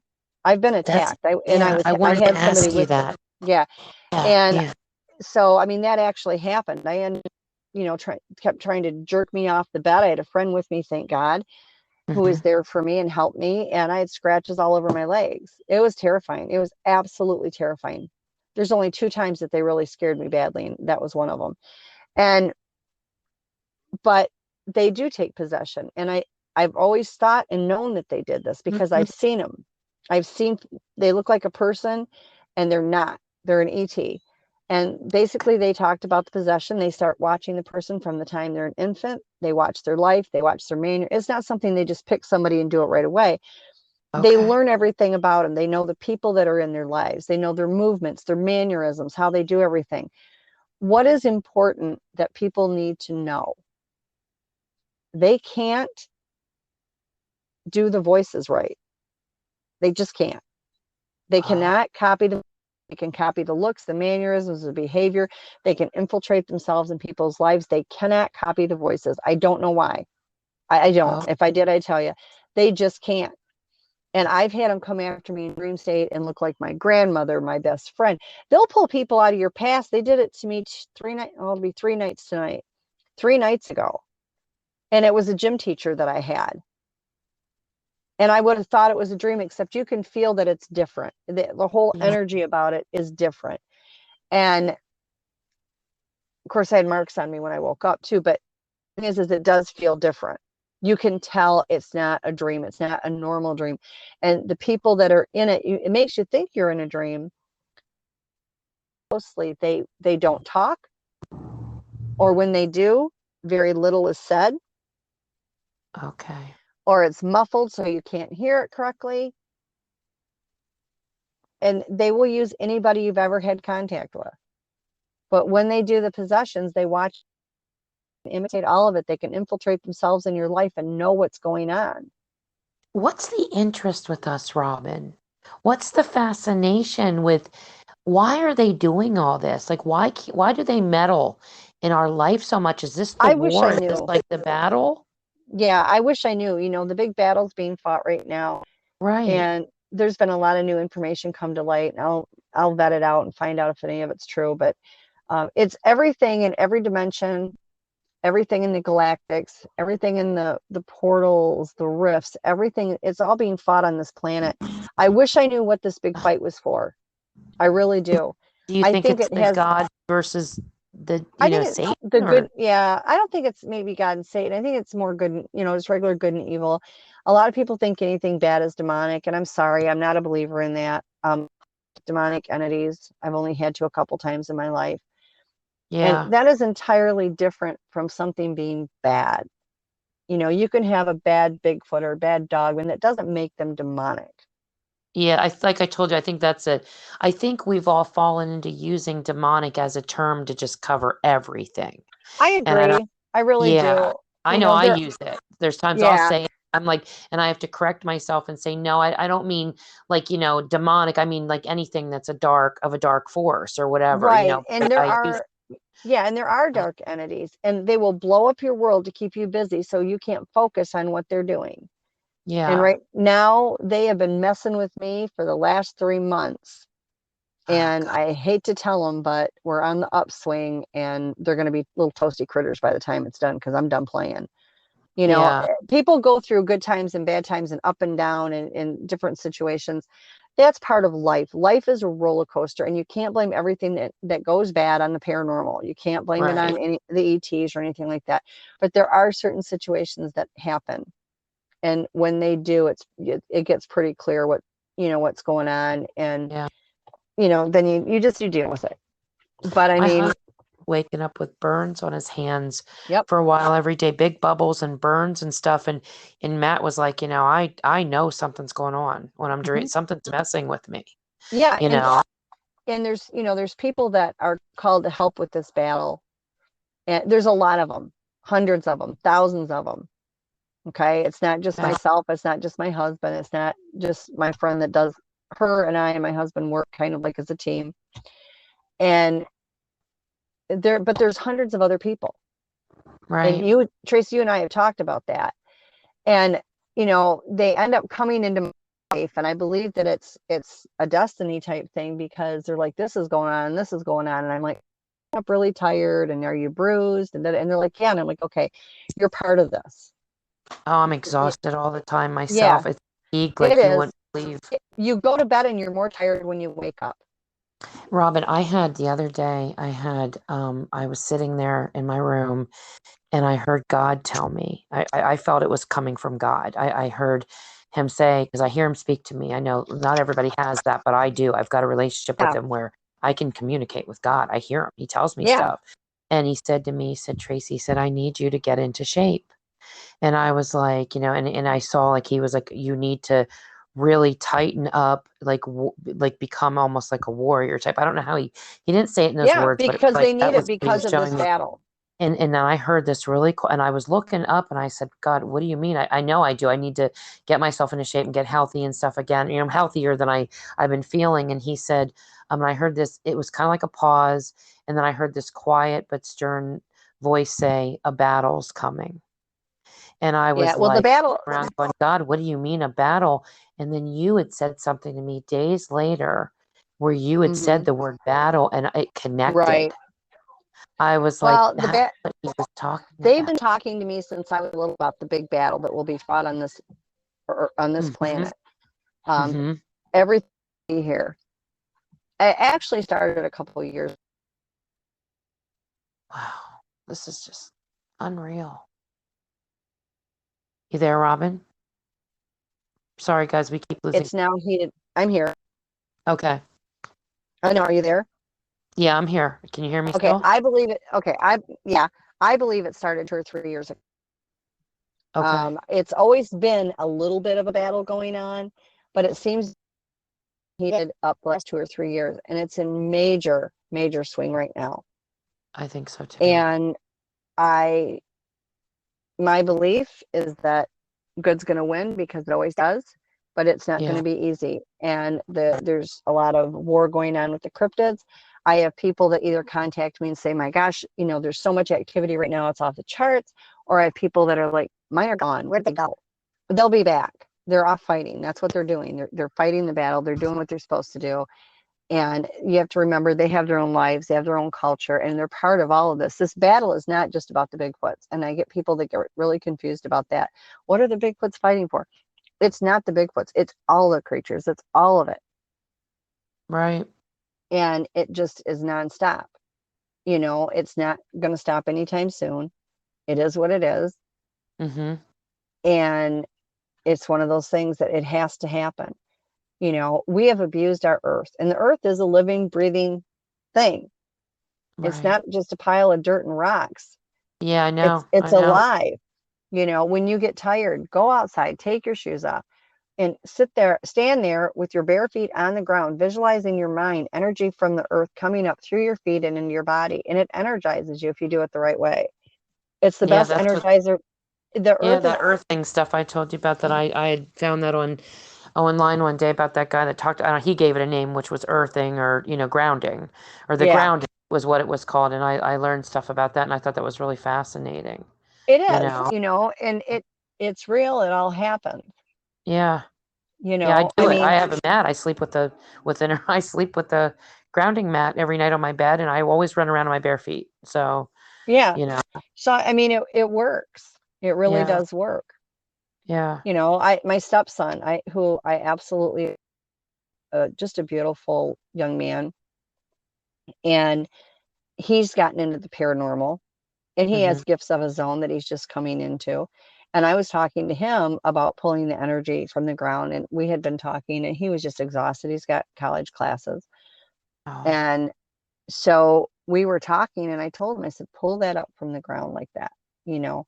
And he did it, and I pushed energy into him as well. And he said, he said, I had more energy than I've ever had. He said, went on for 2 days. yeah, yeah, I'm like, yeah. you know, if That's we'd quit amazing. abusing her, it'd be amazing what the earth can do. We just got to quit knocking her around. But that's the other problem we're having. The earth is a living, breathing thing, and it's fighting back now. Hmm. We have abused it to the point of there's going to be nothing left, and it's fighting back. More volcanoes are erupting now. Oh They're God, it's everywhere. going Yeah, like crazy. Earthquakes, and I mean, we have abused it. We've yeah, taken something that incredible, and yet it's just very sad. yeah. The The other thing forest is, fires. Go yeah, ahead. and the Bigfoot and the Dogmen and the dimensionals and the elementals and all of these things are aware of what we're doing. They're not Oh happy boy. about it, you know? And you have to understand, with the Bigfoots especially, they live their lives as a collective. They believe in the law of, I think it's Ra, which is the law of one. Everything they do, they work as a team. Our people won't do that. There's so Hmm. much we could learn from them, and we just don't. We simply don't want to, because most people don't even want to believe they exist. But they can do these things. They will do these things. I've got three, and they haven't been in the front yard as much as they normally are, but the female, her name is Moaka. She's like a salt and pepper color.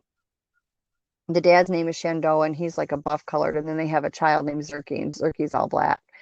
And they come in, and he plays in the tree line in my front yard all the time. And I have feral cats here. So I have a pan that's bolted to the banister of my front porch that I keep cat food in for the ferals. And Hmm. he's so funny. We have around my door glass panels. And I can't tell you how many times I've seen through that glass panel this grabbing the cat food. Oh I my don't God. know if he thinks it's like a candy treat or something, but he sure has fun with it. I have Yeah. a picture of him where all you can see, I don't even know if I sent it to you.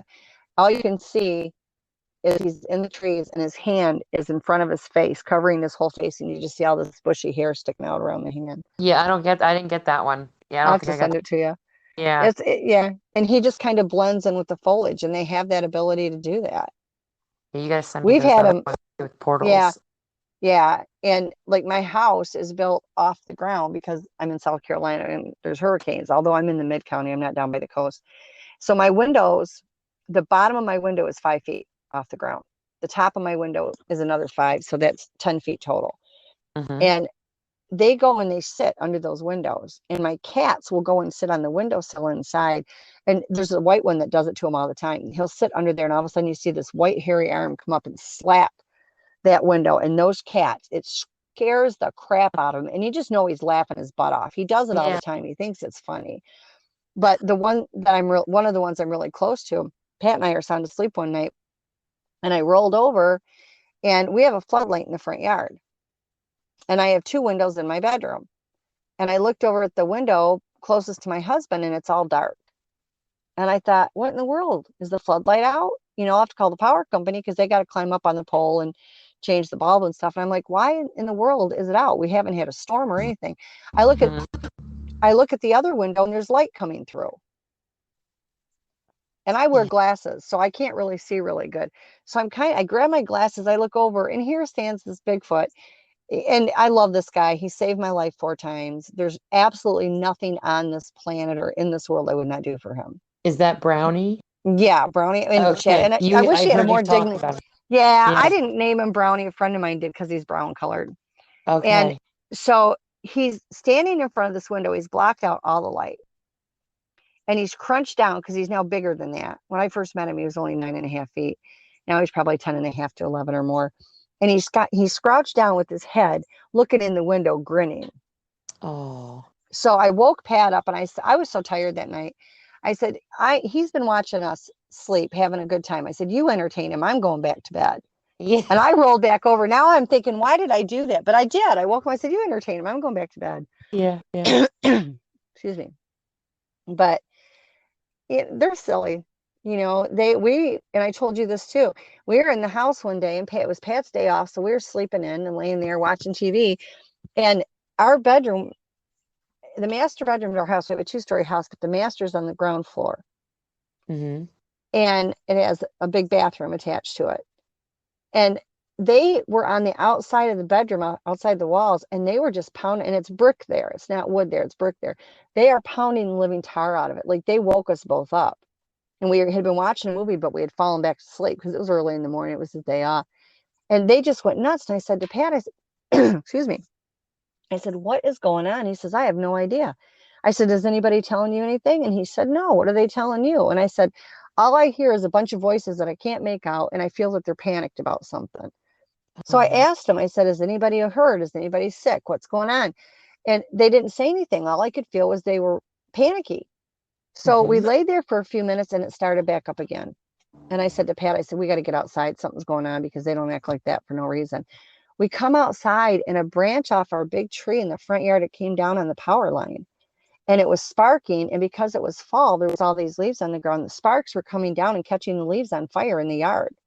Oh my gosh. And there was like just a ton of these little piles of leaves that were on fire everywhere. Oh and my. then you would see what looked like that predator thing. Excuse me. Looked like the predator go up to each pile where the flames are at, and you would see a swirl, and it would be put out. And I will Wow. go to my grave saying they were putting it out, but they were trying to let us know that there was fire. It could have burned Yeah. the whole woods down and our house. Oh, So I Robin. ran in, I called the fire department, I called the power company. They came out, and that one had come down, and another tree on the other side had come down. And so they had to, fix the wire and everything. But we Yeah. could have, the whole house could have burned down. The whole That's woods through here could amazing. burn down. But we didn't know it. We were in the room. We were half asleep. We fell back to sleep. They were just a pounding. I don't know how they did it, because that part of the house is brick. But it was like there was an earthquake in our bedroom. That's Nowhere amazing. else in the house, just that room. Wow. But the youngsters, the kids get up on the roof, and they go from the trees by the house, and they climb up on the roof, and then they get on the second story roof of the house and bother everybody that's up there. And I've had to more than once go out and use the mom voice. Yeah. I'm Yeah. going to start zapping everybody's butts if you don't get your butts off the roof. And I'll get hold of Brownie, and he's like, it's not from my clan. And I'm like, I understand. I know his kids. No. I know his kids. His kids are wonderful. I have no issue with his kids at all. Yeah. They're phenomenal. But I think he's got 4 now. But some of these other ones, these little youngsters, it's like a free for all. So I have to go out and do the mom voice. Pat will wake me up and say, they're out there just raising all kinds of hell. Will you go out there and do the mom voice? I'm like, yeah. Like, I tell you, I'm going to zap somebody's ass. I don't care. Do any can like a good clan, like say you have a clan that's living around you and it's really a good clan that you're close to, can they give birth to one that turns, like, I mean, I know you're going to say yes to this, but I mean, have you ever known this to happen where they had one that was kind of bad? Oh, yeah. I mean, it's just Okay. like our people, Humans, I know. Yeah. yeah. I mean, some people I think are bad due to how they're raised. I think others are, it's a predisposed Yeah. personality, But possibly. what do they do with that if a case that like that If would they, happen? once it gets, if it's bad, I mean, they'll try to discipline it, and their discipline is harsh. It's like corporal punishment harsh. Wow. So it's not like you have a timeout. Okay. They can get really rough. Once they're into adulthood and they're like that, they will remove them from the clan. That's what I thought. Yeah. We had years ago, and nobody's going to believe this, but I'm going to tell this anyway because it still cracks me up. We were working with somebody that was talking to this one Bigfoot. It was myself, my husband, and two friends of mine. And we would mind speak with this Bigfoot all the time, and he was forever getting in trouble. I mean, the clan put up with him like it was just ridiculous. Mm-hmm. And they finally sent him into exile, and he had to stay in this cave. He wasn't allowed to associate with them for I don't know how many years it was. And he's back moving around now, but at the time he was isolated. He was kicked out. He was removed, and he was alone. And I asked them. I said, "What?" I asked the council and the elders for that clan, and I said, "What did he do that was so bad?" And I asked him, and my friend asked him, and we both got the same response. He peed in the cave. He peed. I am not kidding you. That has stuck out in my mind for years because I thought, surely that cannot be true. So I had all these people ask them to verify, and I never told them what I was told. I said, you tell me what they told you. And every single one of them, he peed in the cave. Oh, I mean, he terrorized everybody for a year and they did nothing. He peed in the cave and he's in exile. I mean, it was just hysterical. He's not in the cave anymore. Now he ended up going to a friend of somebody else I know that eventually got in contact with me. And I haven't talked to him in a couple of years, but he was doing good. He met a female that had a child. Her mate had died, and he ended up with her. But he never was allowed back. He was allowed to talk to them, but he was never allowed back in the clan. So apparently, that is terrible. Isn't that hysterical? And I, honest to God, when it first happened, I thought, I'm not hearing this right. This is not correct. This I'm can't not be following this. happening. That's Yeah. And everybody that went and asked anybody in that clan, and I would never tell them what I was told, but they all got the same answer. He peed in the cave. That is just so wrong. It's just So, yeah. So apparently you can terrorize everybody and you're getting a free pass. Pee in the cave and your butt's out. That is just unbelievable. I know. mean, how old was he when he peed in the cave? Did they say? Oh, no, he was an adult. I would say he was probably in his 30s, easily. Well, maybe I mean, one too many one night or something. Oh my God. Well, they're little alkies. If they can get their hands on alcohol, it's a free for all. I'm not even kidding you. They will Matt go. was making a joke with me last night. We were talking, and I was joking about. Matt said, if I come down to visit you, he wants to come, right? And I said, well, yeah. I said, that's fine. I said, and then he made a joke about how he would be together with your husband, because he asked how your husband took all this. And I said, I really don't know. Imagine really well, because they deal with this together. He's part of it. Yeah. The work that I do to begin with, there's no I when it comes to me. And very dear, another very dear friend that used to do the work. She's kind of retired. So, but we still pick her brain, and people I trust with my life all the time. And do the work.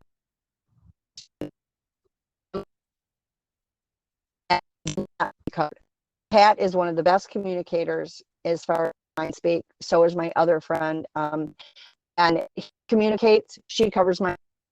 And it can be any going in and vortex to opening and closing portals or what.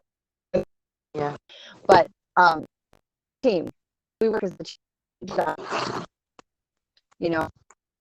Bigfoots have it nailed right on the head. It's a collective. I don't think there's anybody more than the other one. Right. I don't believe that there's an expert field. An expert. I just want to say it.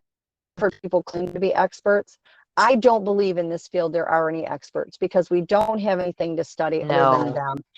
Only learn what they allow us to learn. I am of the belief that I don't care if I experience another person's had one. That one is every bit as valuable and important as I've had, because it adds to the. And that's the rule that I follow. I really and truly do. It's not a I, it's a we. Everybody's experience, whether it's big or little, is all part of the puzzle, and it's Yeah. a bit as important as anybody else's. I'm not one that said, oh, I'm not a look at me person. Yeah, I just yeah, I don't. know. I can tell that. Yeah, but Matt said that he said that if he would end up in like some room talk, I don't know how he said it, but he basically that he would end up with your husband and they would just be like sitting there, having a couple beers or whatever, and then joking about how crazy the women are. And I said, oh yeah, and then you guys would be lined up with the Bigfoot, the male Bigfoot. Yeah. You'd be getting those guys intoxicated, and then the female Bigfoot would be coming and yelling at you guys, and then possibly the dog. And we were just kind of cracking up about it, Oh my gosh, the when whole I lived in scenario. Michigan, yeah, Mm-hmm. in Michigan, I lived in a I love small towns, love small Mm-hmm. towns. And I lived in a very, very small town. And I was on the outskirts, but I'm not far from town. And there was a bar that was less than probably a mile and a half, 2 miles from my house. But if they cut through the woods, they could do it in no time at all. Oh They my would go God. and raid the dumpster Yeah. for the bottles of alcohol. And I don't drink. I don't have a problem with people that do. Myself, I don't have a taste for it. That's why I I don't don't drink. either. Yeah. Yeah, I I don't don't. And so I don't even normally keep alcohol in my house unless I have somebody coming over that I know is going to want that. So, either. okay, fine.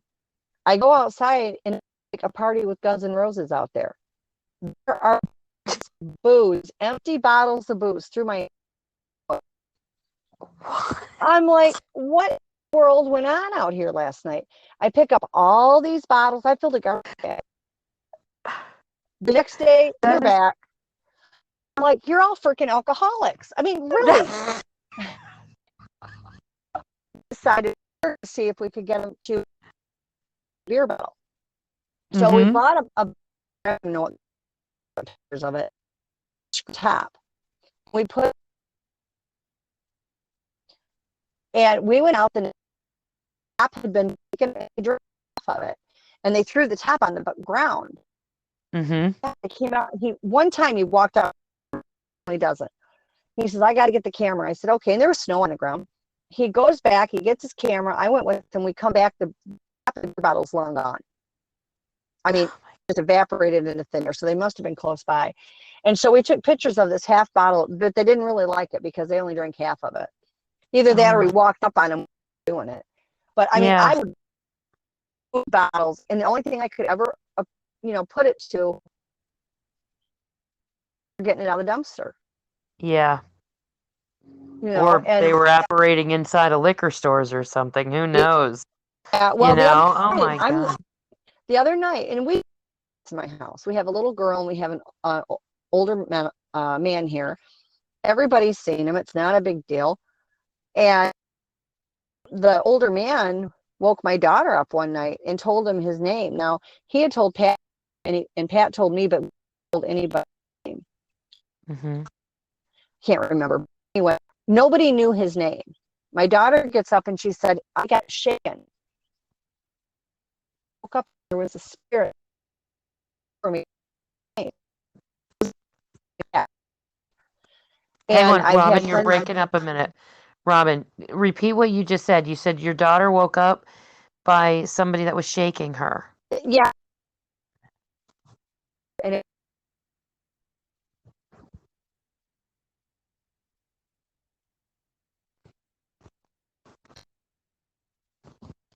Hang on, Robin. It is like scrambling our phone conversation here. I know. We're getting messed with. Yeah, it's something like I can't hear you. It's like I'm getting like words are just, it's been doing it a lot, but I mean, this is getting really bad. Yeah, can you hear me now? Yeah, I can. Hopefully it stays that way. Okay. Yeah, and we've got a little girl. We've had ghosts that people have seen, here and opening and closing the doors, and they've seen her walking up the steps. And so this is a freak ghost. zone. Yeah, but now the other night, I don't think it was the ghost. I was laying in bed, and I was watching TV with Pat. We were both awake, and something reached over and grabbed my waist. It didn't hurt.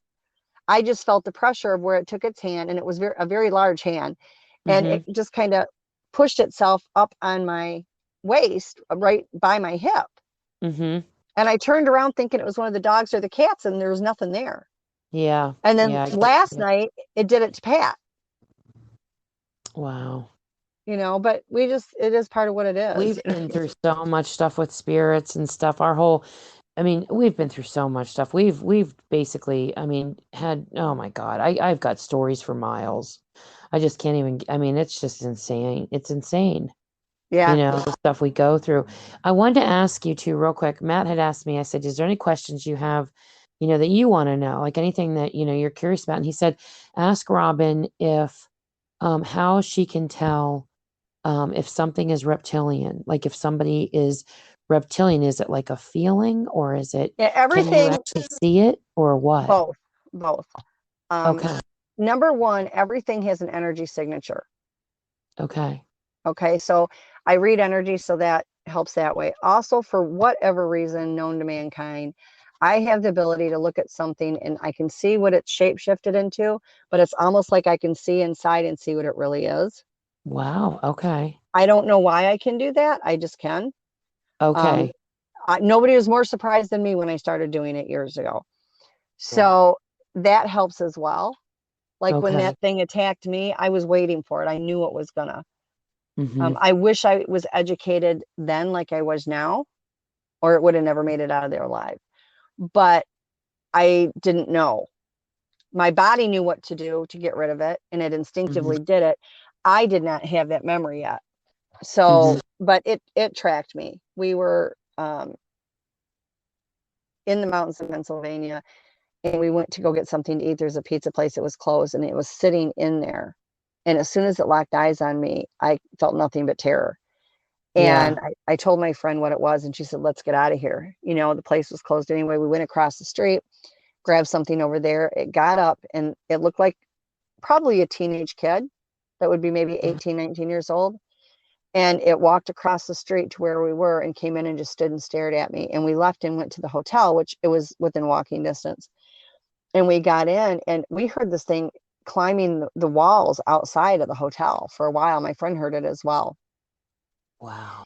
And I knew what was coming, and I was waiting for it. I mean, I knew what was going to happen because it's not the first time, but it was one that was actually really rough. Um, so she fell asleep in her bed. I'm in my bed and I'm watching TV and I'm waiting. And one minute I'm perfectly fine. The next minute my body's paralyzed and I'm getting jerked off the bed. And I'm trying to speak and I can't say anything. I finally moved my arm enough to hit the nightstand, and it hit the pop can and it knocked it over and it woke her up. She gets up, she's grabbing me, trying to pull me back on the bed, and you can't see what's on the end of the bed. It's just this invisible force is doing this. And I knew what it was because I can look at it like that. I don't care if it's cloaked or not. I can look at it being cloaked and tell you exactly what it is, and I can give you a perfect description. And when it Wow. uncloaks, I promise you it's going to look just like what I said it was. Right. And so, I knew what was happening, but I couldn't do anything. Once it let go and I was back up on the bed, she's like, whatever you do, you got to fight through it because you have to holler because it's trying to make me sleep. And, I can't help you if I can't hear you. You have got to fight through it and make sure you wake me up. And it did it Mm-hmm. like 2 or 3 more times. And we got up and left in the middle of the night. Do you think it was trying to kill you or do you think it was just trying to scare you? Oh, no, it wanted physical. I've got an X on my back. Trust me, it was trying to kill me. I've had several Okay. attempts that have been made.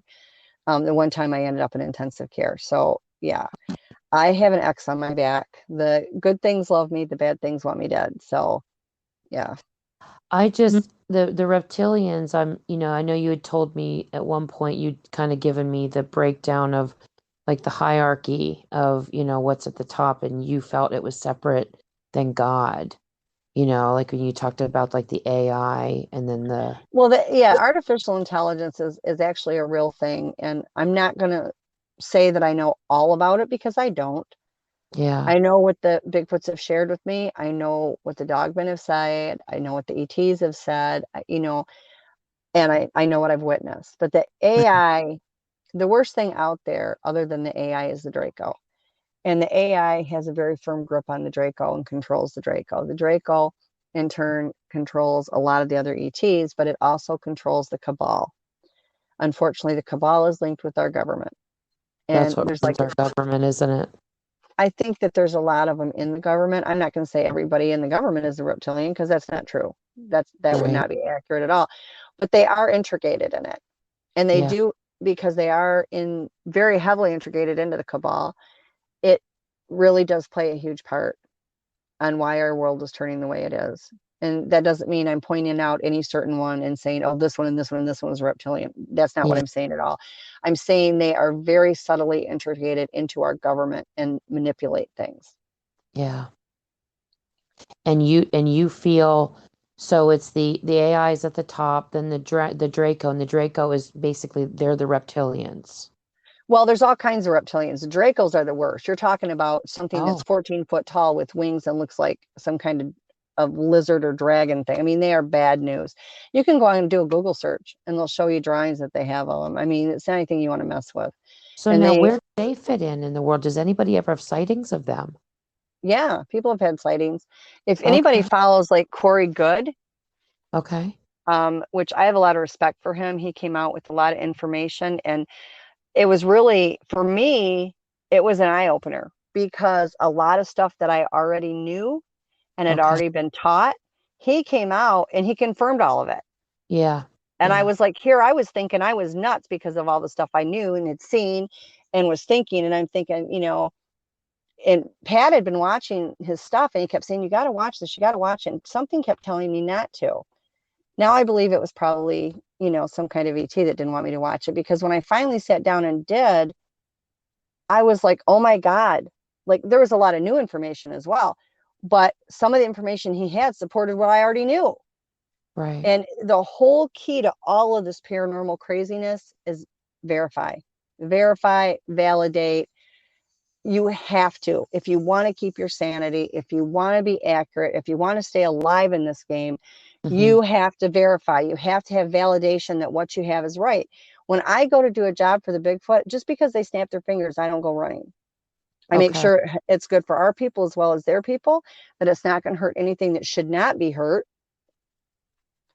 And I have other people verify it. I don't just go off willy-nilly. I have a group that will verify, get information. I don't tell anybody what I'm told at first. And I have everybody talk to them and get the information from them. If everything from everybody matches, I'm in. Yeah. But Yeah. that's the protocol that I use before I do anything. That's good. That's real good. Because the bad ones will lie to you, and like I said, again, they're a people. Look at all the stuff that goes on with ours.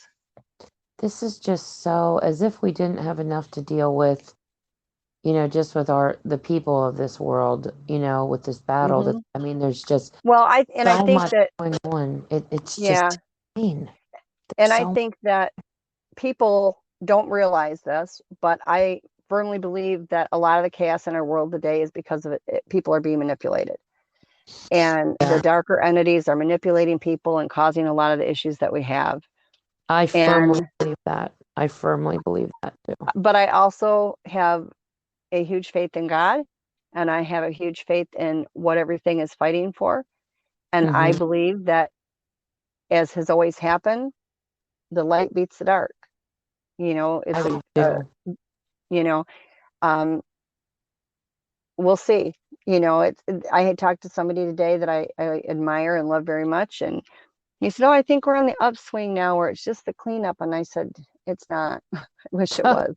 No. There's a long hike to go." And I could be wrong because I don't claim to know everything, and I don't claim that everything is right. Like I said, I verify the living crap out of everything, and I try to be as accurate as possible.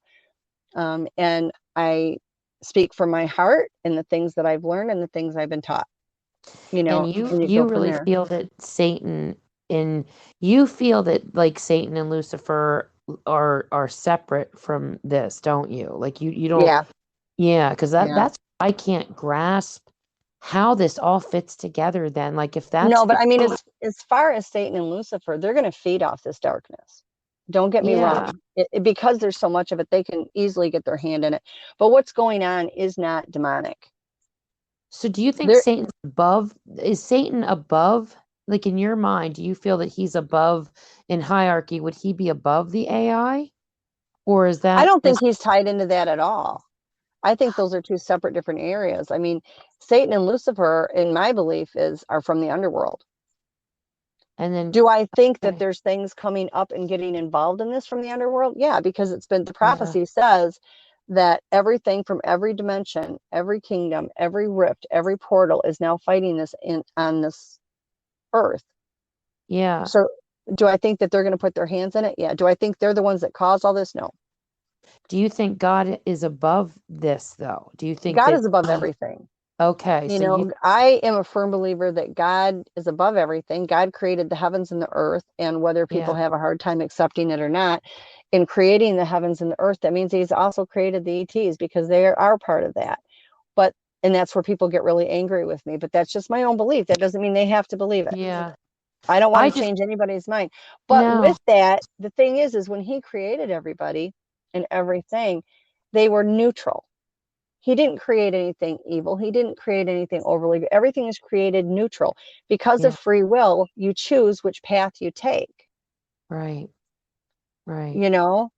And unfortunately, not everything took the path that God intended. It just feels so much like when we talk about it and you think about it from the biblical standpoint, it almost feels like the ETs are like almost like watcherish type of Oh, they have there's been like for years, but there's like that feel. they've been on this planet for hundreds of years. They have, Yeah, you know, there's more now than there has been, but they've always been here. They've been manipulating everything for years, do hundreds you of years. do you think that the so you don't feel that the ETs have any connection to like the angels then? You don't feel that they're that No, I okay. don't. I don't think they're Yeah, fallen angels or anything. I've talked to the angels. I've hit angels when I did work that I was asked to do. okay. Um, I've had Not even angels stand. fallen angels, but like watcher, like you know how Yeah, there were the fallen angels and the watchers that fell, and then I think there were watchers that were sent after that. So I thought yeah.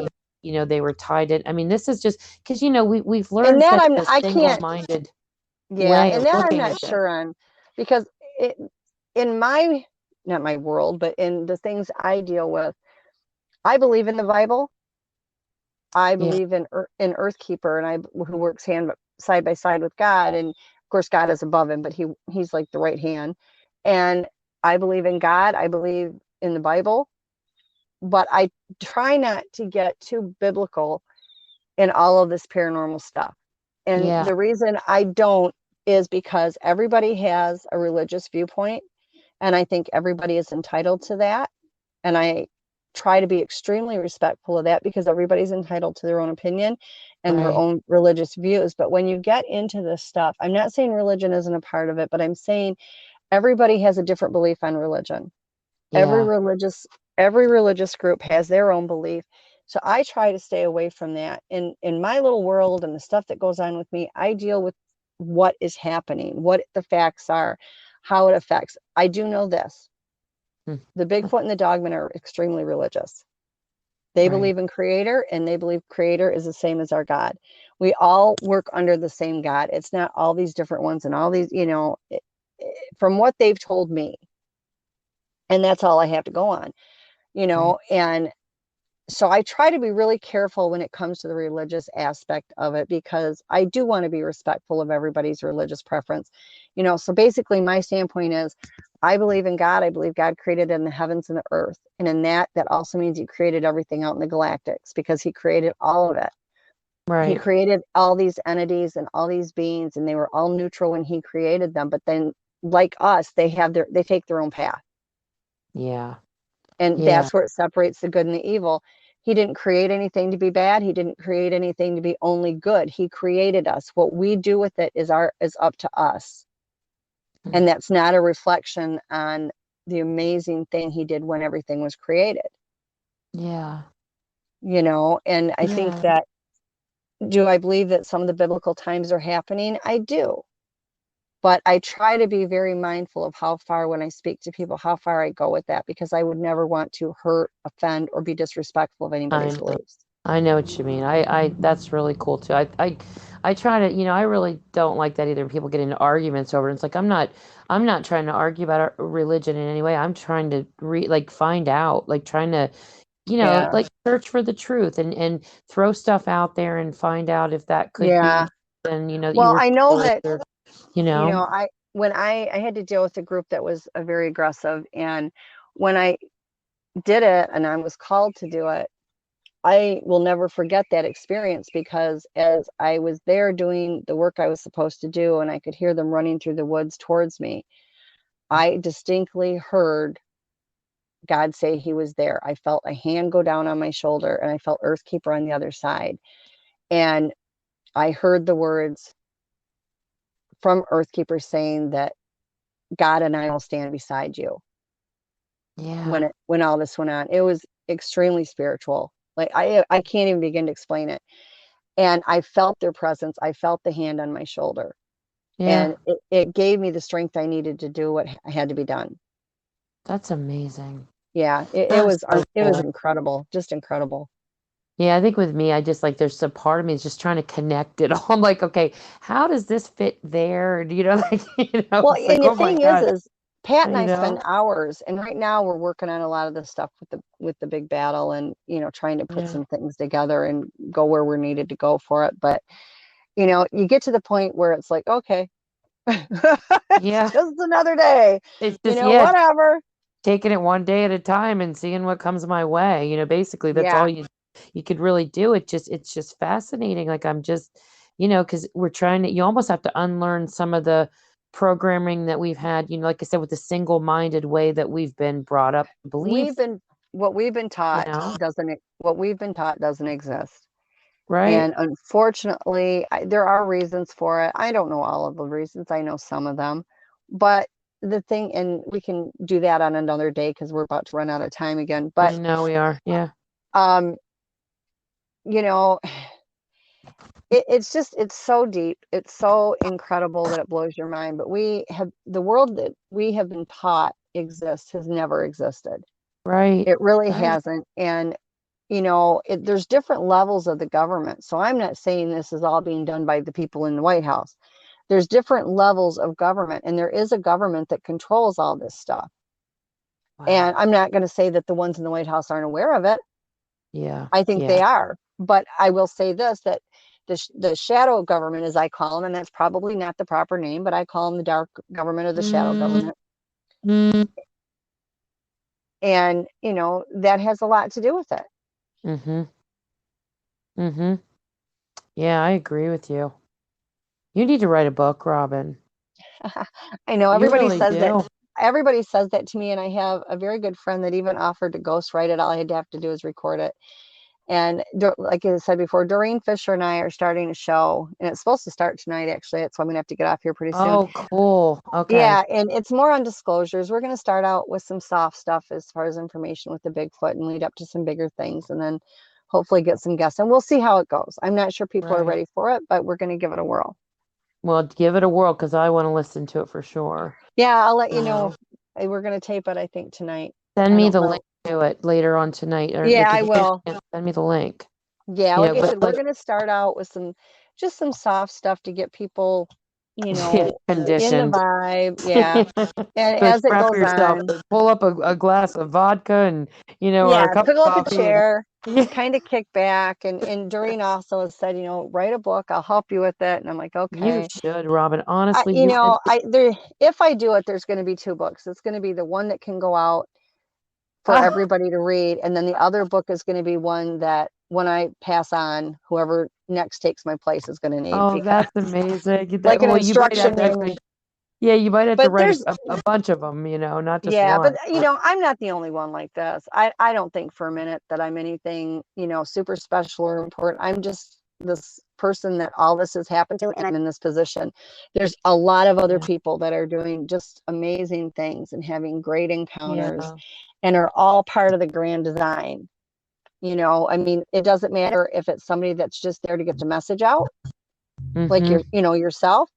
It doesn't Yeah. matter if that's what it is. It doesn't matter if you're fighting on the front line. It doesn't matter if you're doing healing. Whatever you're doing, you're part of the bigger picture, and it's a collective, and nobody is more important than the other one. I feel like I'm being led. I feel like it was really bizarre for me because it was like God opened me up then he was leading me and teaching me and showing me and opening me up to things. And then it's just progressed and progressed. And I just keep being Yeah. led to Well, somewhat to how did hear. you And even find me? I never got to ask you. How did you even find me? just, I happened across one of your interviews and I was like, oh my God, there was something about you. And this is where I believe that we're led, we're Oh, people directed come or into your we're life led. for a reason. Yeah, and Absolutely. I felt like, and I looked you, and I don't usually look people up either. And I was like, I would never normally do that. And I just found you on Facebook. I looked you up and I felt the need to talk to you. I was like, for some reason, I just felt like I Well, had to and I'm so glad you connect to you. did because we just really connected right away. Yeah, You yeah. know, And I mean, like I said, I love talking to you. I can't wait when we actually can see each other. I know. I think it's going to be a great journey. I do I guess too. is the best way to put it. I think it's just now started. I can see this, you know, going on the same path. Yeah. There's something I'm meant to do. Like I feel like I said, like I'm being led to something that there's a I felt purpose here, I felt my whole life, I knew that there was something I was supposed to do. It was going to be important, that nobody in the world was going to know about it. I would never be recognized for it, which is fine because that doesn't bother me. Yeah, And, yeah. but it was something that I personally was supposed to do. And I can remember going out in the woods with the Bigfoots and saying, I don't know what it is you want from me, but just, I'm ready. And they kept saying, no, you're not. We'll tell you when you're ready, when it's time. Oh, And I'm like, but I'm oh, ready now. What else do you want me to do? No, when it's time, you're going to know. And they were not kidding.